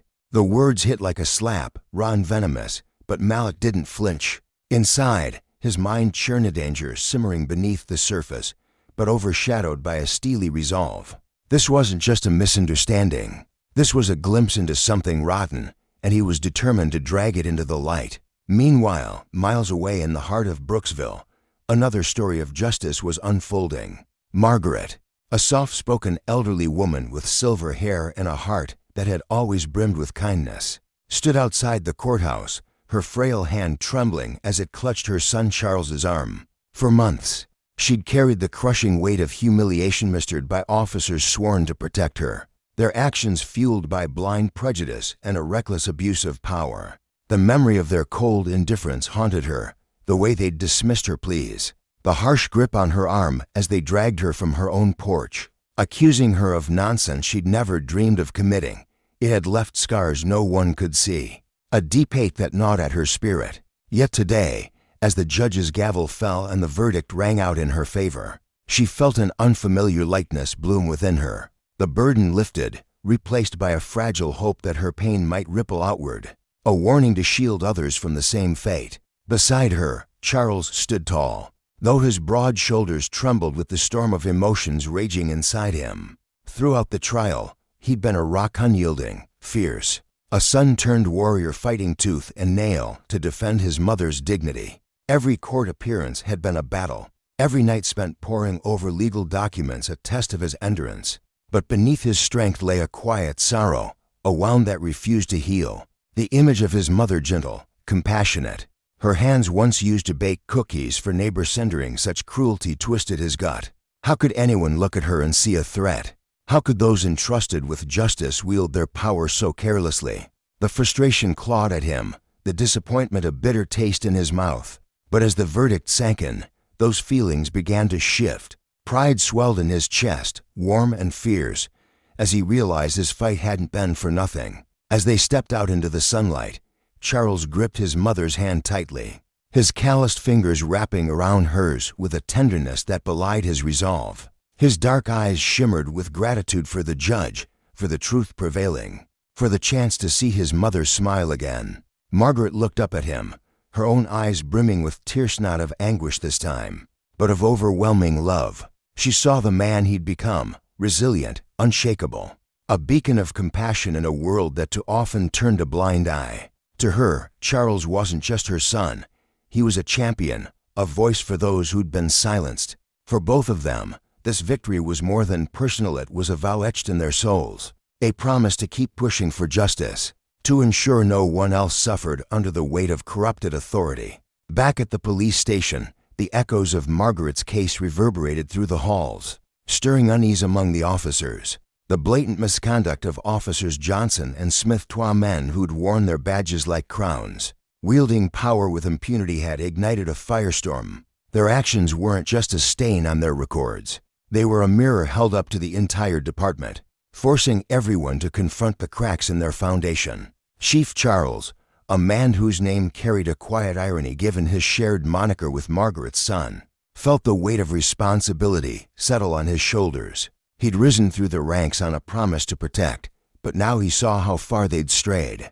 Sitting in his dimly lit office, the faint hum of a flickering fluorescent bulb overhead, he resolved to act. His fingers drummed against his desk as he mapped out reform's mandatory ethics training, to drill into every officer the sacred duty of justice, a revamped complaint system with swift, transparent investigations, an anonymous tip line to root out rot without fear of reprisal. He didn't stop there.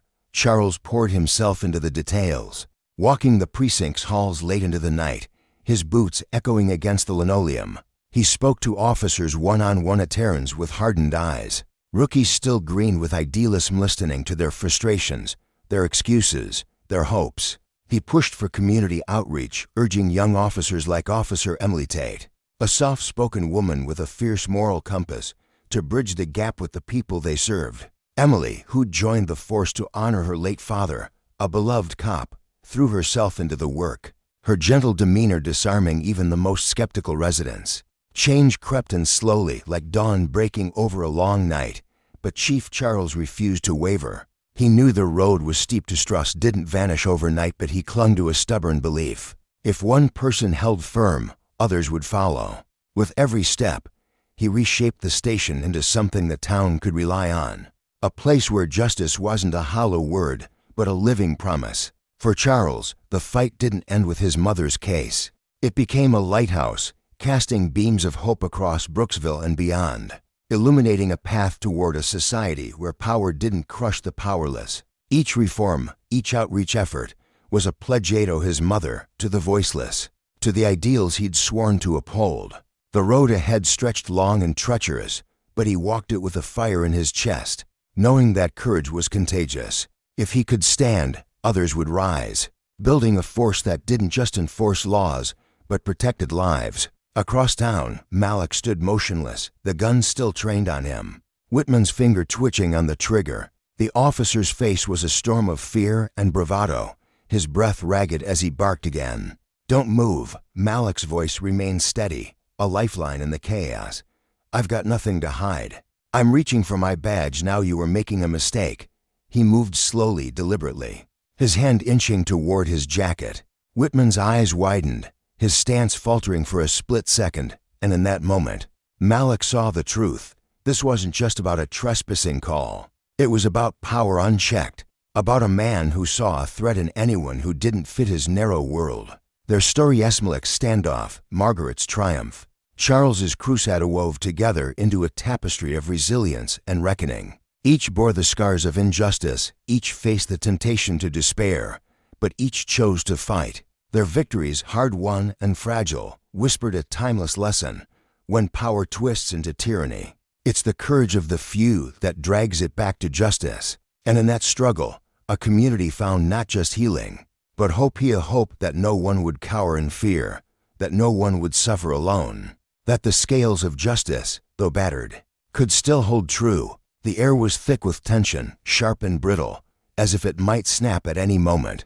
Malik could feel the unraveling of control in the man standing before him. Officer Whitman's face glistened with sweat, beads of it trailing down his forehead. Catching the harsh afternoon light, his breaths came fast and uneven, betraying the storm brewing inside him. He took a step closer, boots grinding against the gravel of the empty lot, his voice laced with a venom that seemed to bubble up from some deep, personal wound. "You think you're clever, don't you, strutting around here in those clothes, scoping out the place like it's yours to take? What's your plan, your next score?" Whitman's words weren't just accusations, they were a challenge, a desperate attempt to assert dominance over a situation he was losing grip on. It was as if he needed to convince himself more than anyone else that he still held the reins. Malik's jaw tightened, a faint pulse of anger flickering beneath his skin, but he forced his face to remain a mask of calm. Years of training hummed in his mind like a steady drumbeat. "Stay composed, don't rise to the bait. Keep the situation from spiraling." He exhaled slowly, his voice measured and deliberate.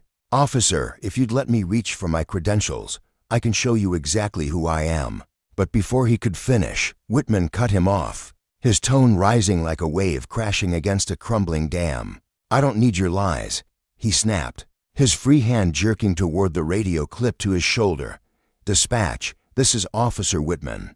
10 minutes, 33 possible armed suspect at 451 Main Street.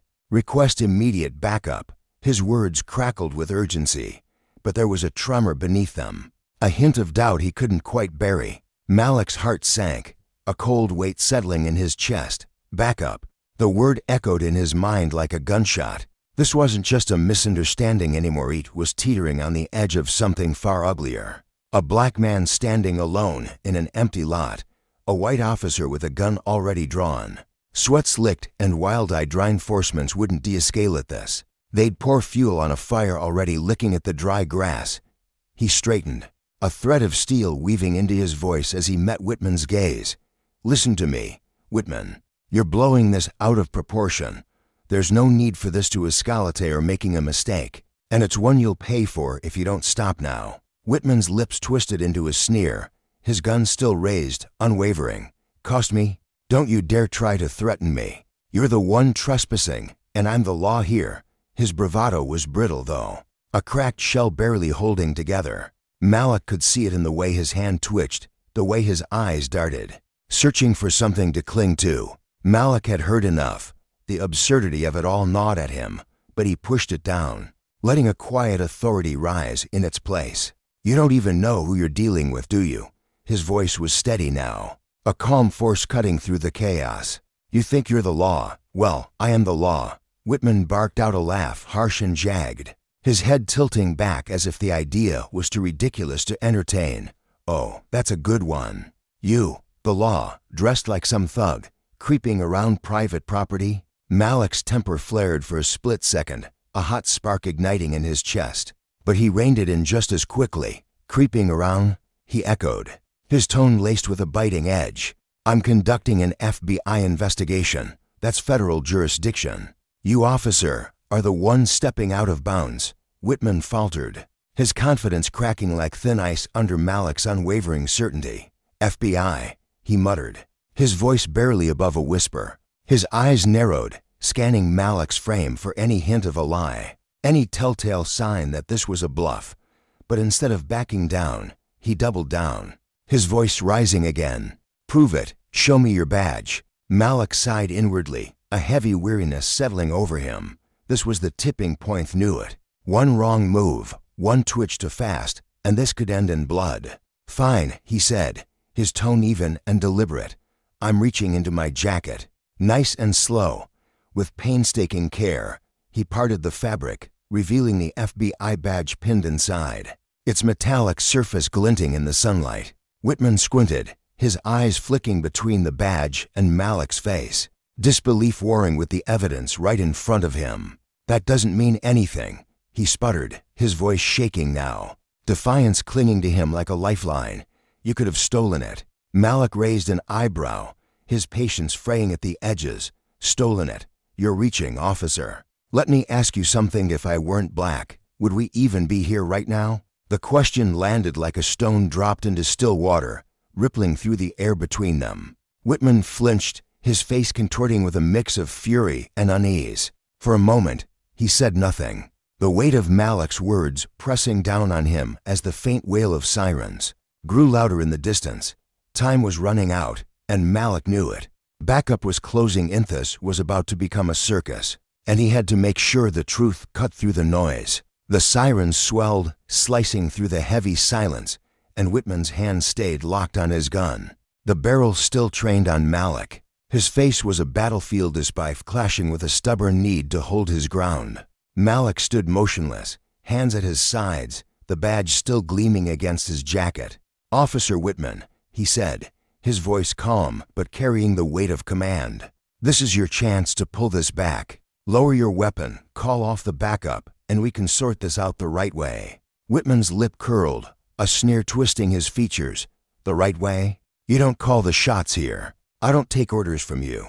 His voice wavered, though a crack in his armor Malik couldn't miss. Moments later, the screech of tires announced the arrival of two police cruisers, their lights flashing like angry red and blue eyes. 3 officers spilled out, hands hovering near their holsters, tension radiating off them in waves. Malik felt the situation teetering on a razor's edge and spark, and it would all ignite.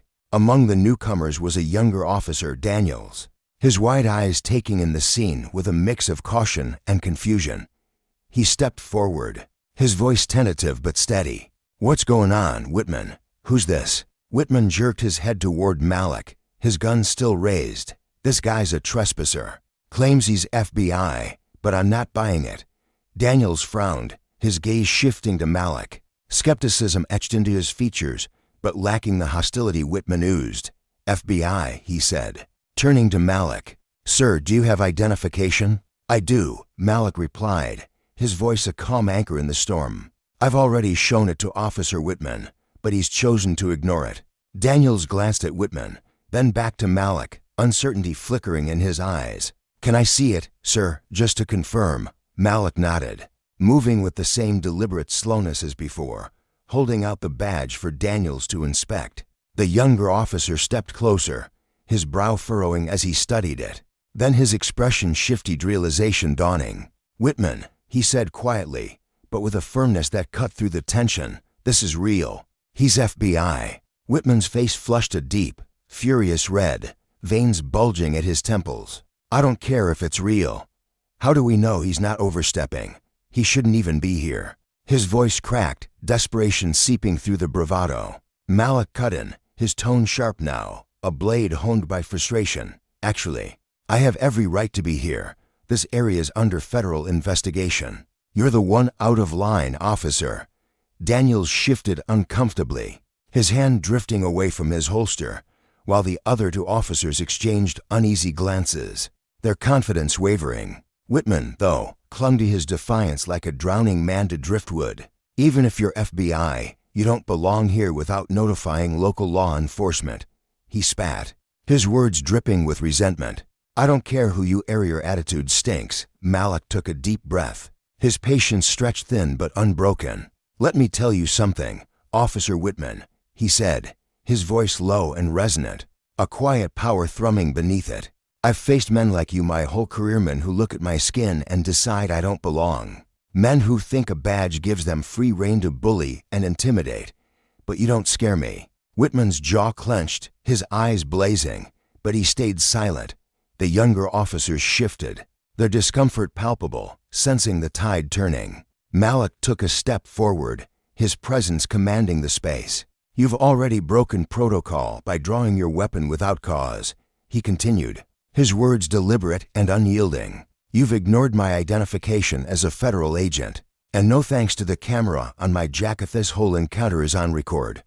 Whitman froze, his gaze snapping to the small device clipped to Malik's lapel, its lens a silent witness to every word, every move.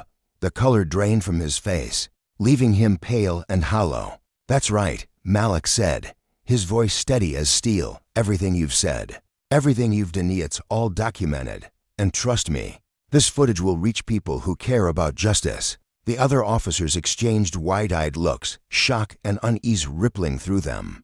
Daniels stepped forward, his tone softer now, almost pleading. "Sir, I think we should all take a step back and figure this out calmly. No one wants this to get worse." Malik nodded, his eyes still locked on Whitman. "I'm happy to cooperate as long as your colleague lowers his weapon." Whitman's hand trembled, the gun wavering slightly as the reality of his predicament sank in. His pride warred with the dawning fear that he'd crossed a line he couldn't uncross, and the tension hung thick, suffocating, as everyone waited for his next move. The standoff stretched into an agonizing silence, each second dragging like a lifetime. Whitman's grip on the gun faltered, his knuckles whitening, then relaxing, then whitening again, a man caught between defiance and defeat. The other officers stood rooted, their breaths shallow, unsure whether to step in or let Whitman dig his own grave. Malik, unshaken, took another slow step forward, his gaze piercing through Whitman's crumbling facade. "Lower your weapon," he said, his voice firm and final. "Right now. You're not just threatening a federal agent, you are burying yourself in a mess you won't escape." Whitman sneered, but the fear in his eyes betrayed him, glinting like a trapped animal's. "You think you're untouchable, don't you? Just because you've got a badge. You think you can walk all over me?" Malik tilted his head, a flicker of pity crossing his features. "Intimidate you? No. Expose you? Without a doubt." Before Whitman could fire back, Daniels intervened, placing a cautious hand on his colleague's arm. "Whitman," he said, his voice steady but urgent, "this isn't right. He's shown his credentials as a federal agent. We're the ones in the wrong here." Whitman yanked his arm free, his glare venomous as he rounded on Daniels. "You don't know what you're talking about. You're too green, too naive to see what's really going on." But Daniels didn't flinch. "No," he replied, his tone hardening. "I see exactly what's happening. And it's not him who's the problem." The words hung heavy, a quiet rebuke that seemed to echo in the stillness. Whitman's chest heaved, his breaths ragged, as the weight of his actions and their consequence pressed down on him like a vice. Malik watched it all unfold, his mind racing, but his stance unwavering. This wasn't just about one reckless officer anymore. It was a stark lesson in justice, a mirror held up to the abuse of power. Whitman had wielded his authority like a blunt weapon, blind to the truth, driven by prejudice and pride. Now, that same authority was crumbling, leaving him exposed and vulnerable. Daniels, young and untested, had seen through the chaos with a clarity Whitman lacked, his quiet courage a counterpoint to his colleagues' unraveling. And the other officers, caught in the crossfire, were forced to reckon with their own complicity, their hesitation a silent admission of doubt. The sirens had faded into a distant hum, the flashing lights casting long shadows across the gravel. Malik's camera continued its silent vigil, capturing every tremble, every word, a testament to the truth that would outlast this moment. Whitman's hand wavered, the gun dipping slightly, then rising again, as if he could still salvage his dignity. But the fight was draining out of him, his defiance buckling under the weight of inevitability. Justice, Malik knew, wasn't always swift or loud. It could be as quiet as a recorded breath, as relentless as the truth staring you in the face. And for Whitman, the consequences of his choices were only just beginning to take shape, a shadow lengthening across the life he'd built on shaky ground. In the thick of the moment, Malik Carter stood like a pillar of steel, his broad shoulders squared, his dark eyes unflinching as they locked onto Officer Whitman. The air crackled with tension, so dense it seemed to press against the skin of everyone present. Malik could feel a silent judgment radiating from the circle of officers around them, their faces a gallery of unease, disapproval, and reluctant clarity. They all saw what was unfolding, just as he did. There was no mistaking it. Whitman's unraveling was as plain as the midday sun beating down on the cracked asphalt of the precinct parking lot. Whitman, on the other hand, felt the sting of Malik's words as if they were a physical blow, a sharp, resounding slap that echoed in his ears. His pale blue eyes darted frantically, scanning the expressions of his fellow officers. What he saw there sent a cold jolt through him. Not one of them was stepping up to defend him. Their hands hovered near their holsters, but their postures betrayed hesitation. A quiet retreat from the man they'd once called a brother in arms. Whitman's chest tightened, his pride warring with a creeping realization that he was alone in this mess he'd made. His fingers twitched around the grip of his pistol, the metal warm from his clammy grip. As doubt gnawed at the edges of his resolve, Malik's voice sliced through the heavy silence like a blade honed by years of facing down injustice. "Officer Whitman," he said, each syllable deliberate, carrying the weight of authority and unshakable certainty, "you're done. Lower your weapon now, or I'll have no choice but to take this further." The words hung in the air, sharp and unyielding, a command wrapped in a warning. Whitman froze, his breath catching in his throat. His anger flared hot and bright, urging him to double down, to shout back, to reclaim the control slipping through his fingers. But the cold truth of Malik's gaze, steady, piercing, and utterly unafraid, pinned him in place. Slowly, reluctantly, he let his arm drop, the gun lowering inch by agonizing inch until it pointed harmlessly at the ground. A collective exhale rippled through the gathered officers. Hands eased away from weapons, shoulders relaxed ever so slightly, though the air remained thick with the aftermath of what had just transpired. But Malik wasn't ready to let it end there.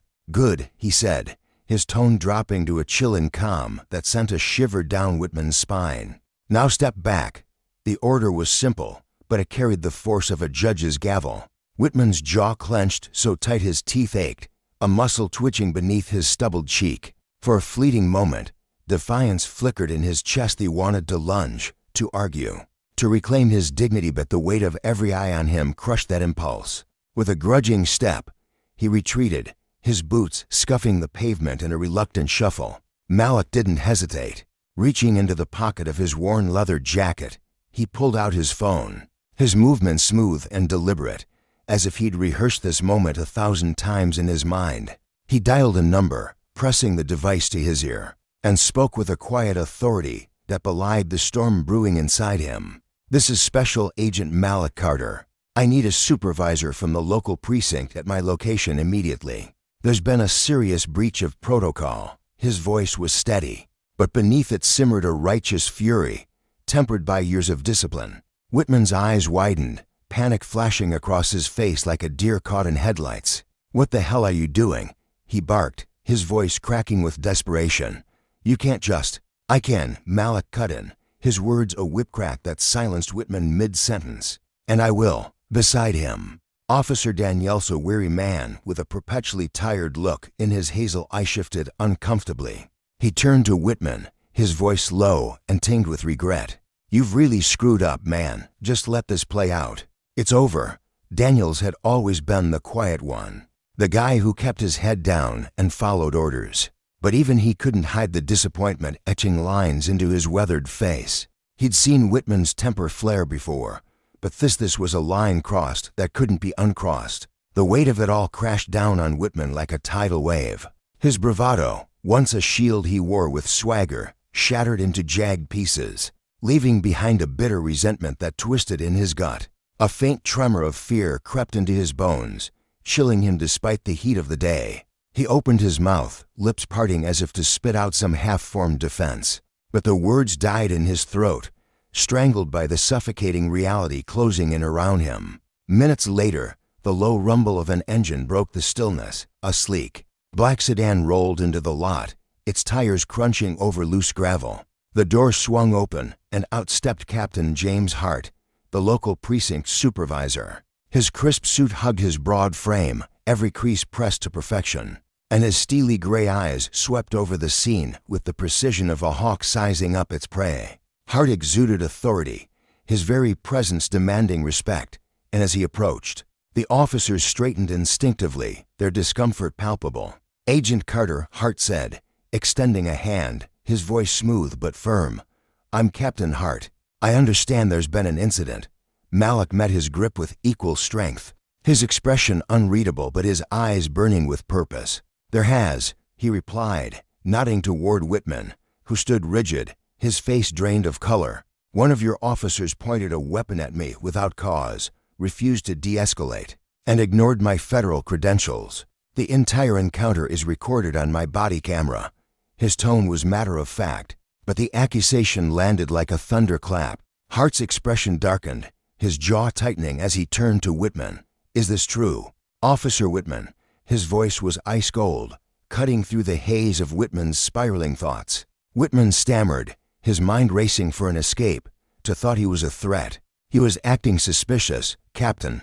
I couldn't be sure. Hart's hand shot up, silencing him mid-sentence. "You're telling me you drew your weapon on an FBI agent because you thought he looked suspicious?" Hart's tone dripped with disbelief, his eyes narrowing. "You better pray that footage doesn't back up what I'm hearing." Whitman's mouth opened again, a protest forming, but he stopped himself. The captain's gaze was unrelenting, a storm of authority and disappointment that left no room for excuses. The other officers shifted on their feet, their silence deafening as the gravity of Malik's words settled over them like a shroud. Whitman finally spoke, his voice brittle, edged with defensiveness. "Captain, I was just trying to do my job.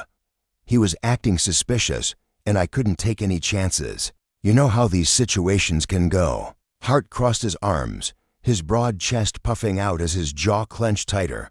"What I know, Officer Whitman, is that you pulled your weapon on a federal agent without proper cause, and instead of backing down, you escalated the situation. This isn't how we operate in law enforcement. You've embarrassed this department and put us all in legal jeopardy."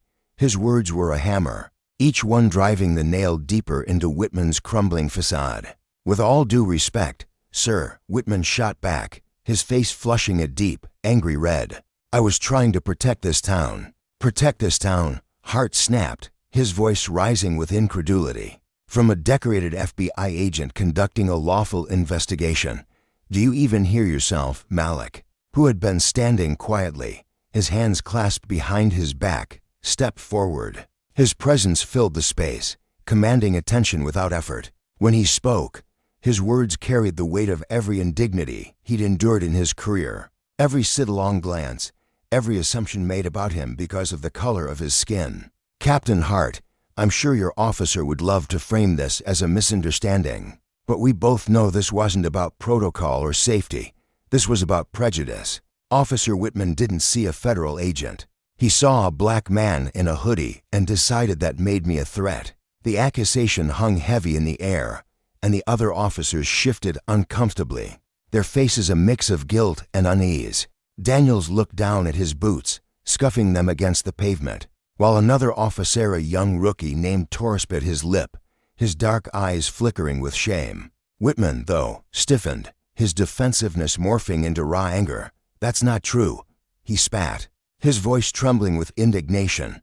"I don't care what color you are. I was doing my job." "Doing your job?" Malik's tone remained calm, but his words cut deeper than any shout. "Your job is to serve and protect, not to profile and intimidate.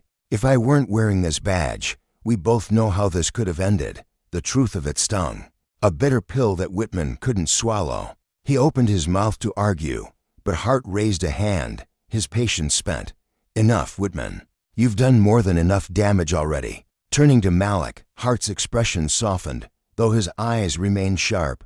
"Agent Carter, I want to assure you this incident will be fully investigated. Appropriate action will be taken." Malik nodded, but his gaze didn't waver. "Appropriate action isn't just about this one incident, Captain. It's about the culture that lets officers like Whitman feel justified in actions like this. This isn't a mistake, it's a pattern." Hart's jaw tightened, a flicker of discomfort crossing his face. For a moment, he said nothing, the weight of Malik's words pressing down on him. Then, with a slow nod, he replied, "You're right. This department needs to do better. I'll personally see to it that Whitman is held accountable, and I'll be reviewing our training and oversight practices." As Hart spoke, another vehicle rolled into the Lotus sleek, unmarked SUV. The door opened, and out stepped Special Agent Diane Hughes, Malik's FBI superior. Tall and imposing, her sharp features framed by a cascade of dark hair streaked with gray. Diane carried herself with the no-nonsense air of a woman who'd seen it all. Her piercing gaze swept over the scene, taking in every detail slump of Whitman's shoulders, the tension in Hart's stance, the quiet resolve in Malik's eyes. "Agent Carter," she said, her voice calm but edged with steel as she approached. "Are you all right?" "I'm fine," Malik replied, though his tone hinted at the storm still churning beneath his composed exterior. "But we've got a situation here that needs immediate attention." Diane's eyes landed on Whitman, and her expression hardened, her lips pressing into a thin line. She didn't need a full briefing to understand the power dynamics at play. "I'll make sure this gets reported at the federal level," she said, her voice sharp enough to make Whitman flinch. "This isn't just about departmental discipline. It's about ensuring no other federal agent or citizen faces this kind of treatment." Whitman's confidence, already battered, crumbled further under Diane's unrelenting stare. His shoulders slumped, and for the first time, genuine fear flickered in his eyes. "Captain," he stammered, turning to Hart with a pleading edge to his voice. "You're not really going to let them?" Hart cut him off with a look so sharp it could have drawn blood. "Officer Whitman, hand over your badge and weapon. Effective immediately. You're suspended pending investigation." The words hit Whitman like a punch to the gut. His mouth fell open, shock and disbelief warring across his face. "Suspended? You're taking their side over mine. I was protecting the community." Hart's voice dropped to a frigid calm. "No, Whitman. You were endangering it." Malik watched as Whitman hesitated, his pride battling the inevitable. With trembling hands, he unfastened his badge and gun, handing them over to Hart. The once confident officer now looked small, diminished, a shadow of the man who'd stood so defiantly moments before. "You'll be hearing from the Bureau soon," Diane added, her voice slicing through the silence. "This isn't the end of this." Whitman's face twisted with a mix of anger and humiliation, but he said nothing, stepping aside as Hart gestured him away. The air shifted, the suffocating tension beginning to dissipate. But Malik knew this was only the beginning. He turned to Hart and Diane, his expression somber. "Captain, apologies are a start, but they don't fix the system that lets this kind of behavior thrive." Whitman didn't act alone. His actions reflect a deeper problem. Hart nodded, his discomfort evident, but his resolve firm. "You're right. We've been complacent, and that ends now. I'll order a full review of our protocol, simplet bias training, stricter oversight. Whatever it takes."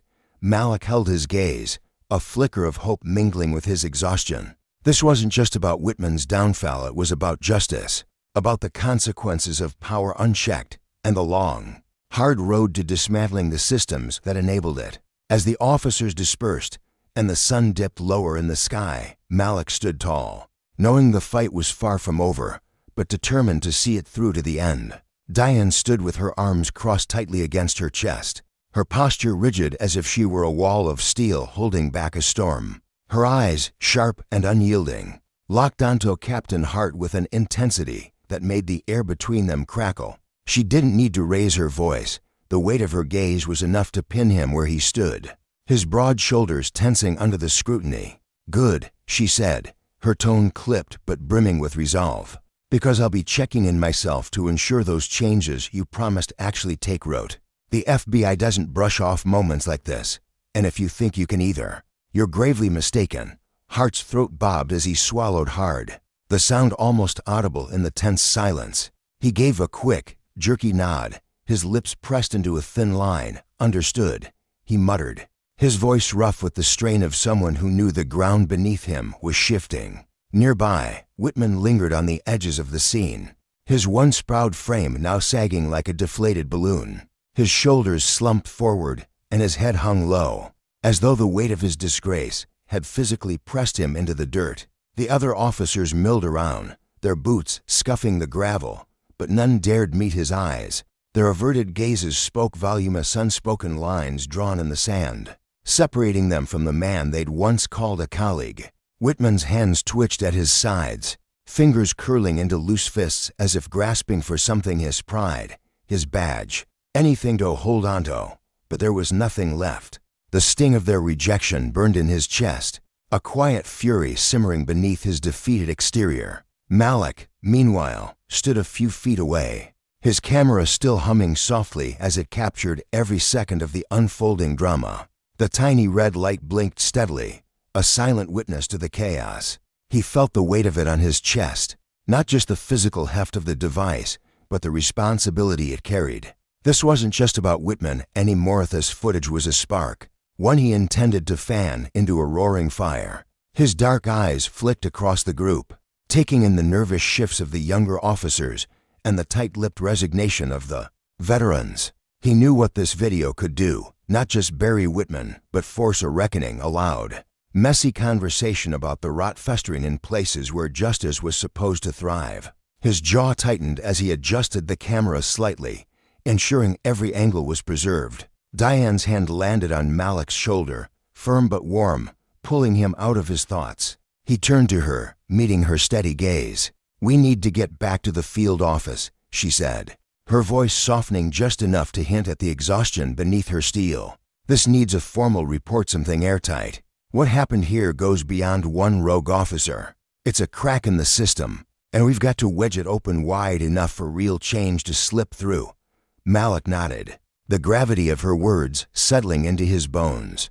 But before he followed her, he felt a pull and urge to say something more, something that couldn't wait. He turned to face the cluster of officers, their faces a mix of unease and curiosity, and raised his voice just enough to cut through the murmurs. "This isn't just about Whitman," he began, his tone even but laced with a quiet fire. "This is about every single one of you, every officer, every agent who puts on this badge. It's not a free pass to let our worst impulses run wild. It's a promise to be better, to rise above the mess of prejudice and fear. If we can't do that, if we let ourselves twist it into a shield for our biation, we've got no business wearing it." His words hung in the air, heavy and sharp, slicing through the tension like a blade. The younger officers shifted on their feet, eyes darting to the ground or to each other, uncomfortable but listening. Officer Daniels, a weary rookie with a mop of dark hair, stood out among them, his brow furrowed, his lips parting slightly as if Malik's words had struck a chord deep within him, forcing him to replay the day's events in his mind with fresh eyes. Was this what he'd signed up for? The question lingered in his expression, unspoken but vivid. Whitman, though, couldn't let it lie. His head snapped up, his face twisting into a snarl as bitterness clawed its way out. "You think you're some kind of saint," he spat, his voice thick with venom. "You think this little speech changes a damn thing. People like you always crying victim, always making it about you." The words dripped with resentment, each syllable a jab meant to wound. Malik's chest tightened, a flare of anger sparking in his gut, but he didn't flinch. Instead, he took a deliberate step closer, his movements slow and controlled, his eyes locking onto Whitman's with a calm that was almost unnerving. "People like me," Malik repeated, his voice low and steady, each word measured like a stone dropped into still water. "People like me have to claw our way up just to prove we deserve a seat at the table. People like me have to keep our hands steady and our voices quiet while men like you pull guns on us, for no reason but the color of our skin. And people like me will keep pushing, keep fighting, until men like you can't hide behind a badge anymore." His gaze didn't waver, and the truth in his words landed like a hammer, silencing Whitman mid-breath. The disgraced officer's mouth opened, then closed, his defiance crumbling under the weight of Malik's resolve. The silence that followed was thick, suffocating, broken only by the faint rustle of leaves in the breeze. Diane stepped forward, her voice cutting through the stillness like a whip. "Let's go, Malik. We've got work to do." Her tone was brisk, no nonsense, but there was a flicker of pride in her eyes as she glanced at him. They turned toward the parked cars, gravel crunching under their boots. Malik cast one last look over his shoulder at Whitman, standing alone now, a solitary figure stripped of everything he'd once clung to. The other officers had drifted away, their loyalty to the department outweighing whatever ties they'd had to their fallen comrade. Whitman's eyes burned with a mix of rage and despair, but Malik didn't linger on it. He slid into the passenger seat of Diane's sedan, the door thudding shut behind him. A long, shaky breath escaped his lips as he leaned back against the headrest. "That was too close," he admitted, his voice quieter now, tinged with the exhaustion of a man who'd just walked through fire. Diane turned the key in the ignition, the engine rumbling to life. "It was," she agreed, "but it had to happen. Whitman crossed a line, and now everyone sees it. This isn't just your victory, it's a step towards something bigger." Malik nodded, but his mind was already racing ahead. spinning out possibilities like threads on a loom. This wasn't the end, it was a beginning. The footage on his camera, still rolling against his chest, would hit the FBI's Internal Affairs Division like a thunderclap. But he wouldn't stop there. He'd make sure it reached advocacy groups, newsrooms, anyone who could amplify it. The system loved its shadows, but he'd drag this into the light, inch by inch if he had to. As they pulled away, the tires kicking up dust, he glanced down at the camera, its tiny lens still capturing the world. The story wasn't over, it was only just igniting. By the next morning, the spark had become a blaze. Diane had moved fast, pushing the Bureau's legal team to release the footage to the press alongside a scathing statement that left no room for misinterpretation. Officer Whitman's actions were indefensible, and the investigation would be relentless. The video hit the internet like a tidal wave, spreading across social media and cable news with a ferocity that caught even Malik off guard. Every frame was a gut punch. Whitman's sneering words, the glint of his drawn weapon, the raw fear and defiance in Malik's stance. The public didn't hold back. Within hours, hashtags like Justice Formalik, Reform Thepolis, and Accountability clawed their way to the top of trending lists. News anchors replayed the clip on loop, their voices rising with indignation, while activists took to the streets and airwaves, demanding action. Malik sat in his cramped office at the field office, the glow of his computer screen casting shadows across his face as he watched the coverage unfold. His phone buzzed incessantly, texts from colleagues, calls from friends, even emails from strangers pouring in with support. It was overwhelming, but his eyes stayed fixed on the screen, his mind churning. This wasn't about the applause, it was about the fight still ahead. Diane stepped into the room, a tablet tucked under her arm, her expression a mix of weariness and determination. She dropped the device onto his desk with a soft thud, the headline screaming across the screen. Racist officer pulls gun on FBI agent. During investigation, capture on camera. You're the face of this now, she said, her voice matter of fact but carrying a hint of awe. Overnight, you've become the symbol of a movement. Malik leaned back in his chair, his fingers drumming lightly against the armrest as he considered her words. It's not about me, he replied, his tone firm but thoughtful. It's about making damn sure this doesn't happen to anyone else. Diane's lips quirked into a small, approving smile. True, but you've got a platform now, Malik. People are listening, really listening. Don't waste it. Before he could respond, the phone on his desk shrilled to life. He picked it up, his voice steady despite the storm brewing around him. Agent Carter, on the other end, a crisp, professional voice cut through the static. Agent Carter, this is Rachel King from the Department of Justice. We've reviewed the footage, and the Attorney General wants you in D.C. She's pulling together a task force to tackle systemic failures in law enforcement, and she's convinced your perspective could tip the scales. This isn't just a headline, it's a chance to rewrite the rules. Malik's eyebrows lifted, surprise flickering across his face. He glanced at Diane, who gave him a subtle nod, her eyes urging him forward. A task force? He echoed, testing the weight of the words. Yes, Rachel pressed on, her tone urgent. This incident, it's a spotlight we can't ignore. The AG wants reforms, training, oversight, accountability. You could make it real. Malik exhaled slowly, the decision settling into him like a stone. All right, he said finally, I'm in. In the days that followed, the fallout crashed over Brooksville like a tidal wave. Whitman's suspension was just the beginning. After a blistering internal review, the department stripped him of his badge for good, his career reduced to ashes. Civil rights groups weren't satisfied. They bade for criminal charges, their voices rising in protests outside the precinct. Captain Hart, meanwhile, found himself under a microscope, his every move dissected by a community demanding answers. The mayor, a weary man with a nervous tic, took to the podium in a hastily arranged press conference, pledging to work with federal authorities to overhaul the department from the ground up. Malik's footage had cracked something open, and the pressure was relentless. For Malik, the next step came at a Department of Justice press conference.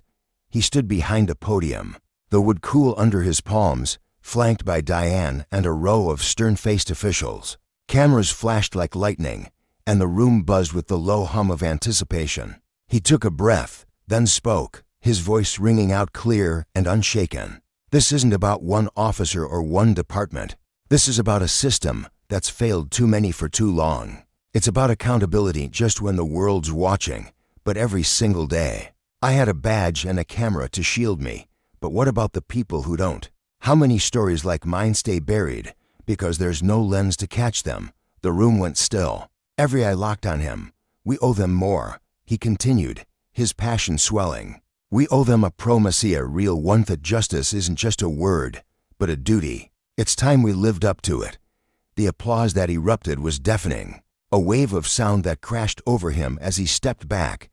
Diane's hand found his shoulder again, her grip steady. You're rewriting the book, she murmured, pride shining in her eyes. Months later, the ripples had become a flood. Whitman faced a courtroom packed with reporters and protesters, his once defiant swagger replaced by a hollow stare. Malik took the stand, his voice calm but unyielding as he recounted the terror of that day, the glint of the gun, the venom in Whitman's words, the split-second calculations of survival. The body camera footage played on a screen behind him, its stark clarity leaving no room for doubt.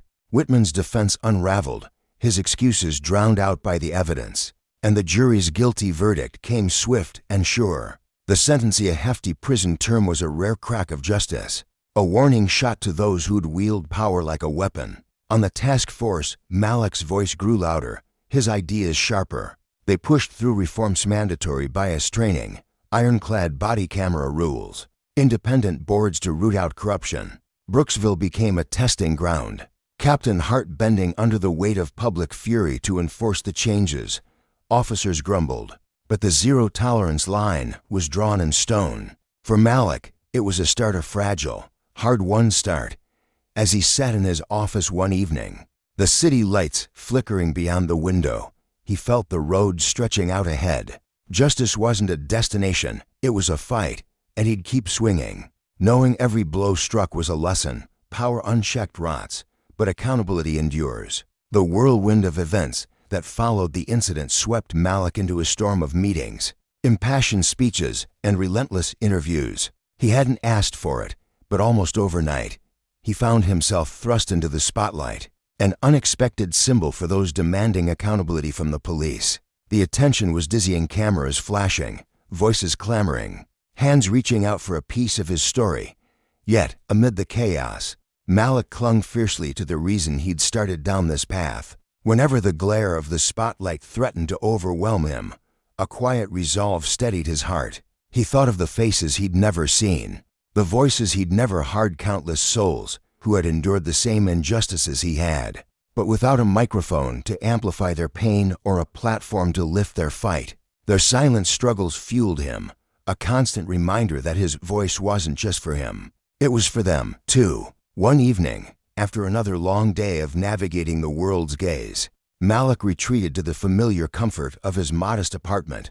The walls were plain, the furniture worn, but it was his sanctuary, a place where the noise of the outside world dulled to a hum. He sank into the couch, its springs creaking under his weight, and flipped on the television. A news segment flickered to life, the anchor's polished voice filling the room with talk of reforms sparked by his ordeal. Words like progress, change, and hope danced through the air, painting a picture of a world shifting for the better. But Malik's mind drifted far from the glossy optimism. His thoughts spiraled to those who hadn't made it this far, the ones whose names had faded into hashtags, whose lives had been distilled into cold, impersonal numbers on a report. He could almost see their faces, etched with the weight of dreams cut short, and his chest tightened with a mix of sorrow and determination. From across the room, Diane's voice broke through his reverie, soft but steady, pulling him back to the present. "You okay over there?" she asked, her tone laced with concern as she paused midway through sorting a stack of papyrus notes from their latest strategy session. Malik turned his head slowly, meeting her gaze. Her eyes, warm and perceptive, seemed to see right through him, as they always did. A faint smile tugged at his lips, bittersweet but genuine. "Yeah," he said, his voice low, thoughtful. I keep thinking this is a victory, you know, a real win, but it's not the end. There's still so much left to fight for." Diane crossed the room and settled into the chair opposite him, her movements deliberate, her presence grounding. She nodded, her expression mirroring his own blend of hope and weariness. "You're right," she said, leaning forward slightly. "But don't downplay this, Malik. What you've done, it's huge. Sometimes one step, one push, can turn the whole tide." Malik leaned back, letting her words sink in as he stared at the cracked ceiling above. The incident replayed in his mind like a film. He couldn't pause a blur of shouts. The cold press of handcuffs, the sting of betrayal from a system he'd once trusted. It had been a brutal wake-up call, a jagged scar on his soul that reminded him daily of the work still undone. Yet, in its wake, something else had ground, a fierce belief in the strength of persistence, in the quiet power of holding fast to what was right. He reached for his phone on the coffee table, its screen lighting up with a flood of notifications. Messages of support poured in daily, a steady stream of gratitude from strangers and allies alike. His thumb scrolled through them absently until one stopped him cold. It was from Officer Daniels, the young cop who'd been there that day.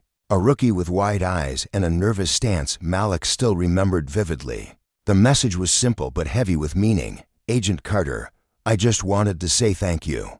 That day changed how I see things. I'm committed to being better, making sure the people I work with are, too. You made a difference. Not just for the public, but for people like me who want to do this job the right way. Thank you." Malik's breath caught as he read it, a rush of emotion swelling in his chest. Daniels had been a peripheral figure that day, a green officer caught in the chaos, his hands trembling as he followed orders he didn't fully understand. Now, here he was, reaching out with words that carried the weight of a promise. Malik's smile deepened, his resolve hardening like steel. He typed a quick reply, "Keep doing the work. We all have a part to play," and set the phone down, his gaze drifting to the window. Outside, the city sprawled beneath a blanket of night, its lights twinkling like stars against the dark. To Malik, they were more than just illumination, they were beacons of possibility, fragile glimmers of a future worth fighting for. Change was a slow, grinding thing, a marathon with no finish line in sight. The battle against corruption, against the abuse of power, stretched endlessly ahead, daunting in its scope. But as he sat there, Malik felt a quiet certainty settle over him. He wasn't alone. For every tyrant-like Whitman kind of man who wielded authority like a weapon, crushing lives without a second thought, there were others rising to meet the challenge. Activists with fire in their veins, community leaders with hands outstretched to lift others up, officers like Daniels who dared to question the rot within their ranks. They were the heartbeat of this movement, a chorus of voices refusing to be silenced. Diane shifted in her seat, drawing his attention back. She'd been with him since the beginning, a steady force through the storm. Her dark hair was pulled back loosely, strands falling free from hours of work, and her eyes held a quiet strength that had carried them both through the darkest days. She wasn't just a friend, she was a partner, a mirror reflecting his own convictions back at him when doubt crept in. "What's on your mind now?" she asked, tilting her head with a knowing look.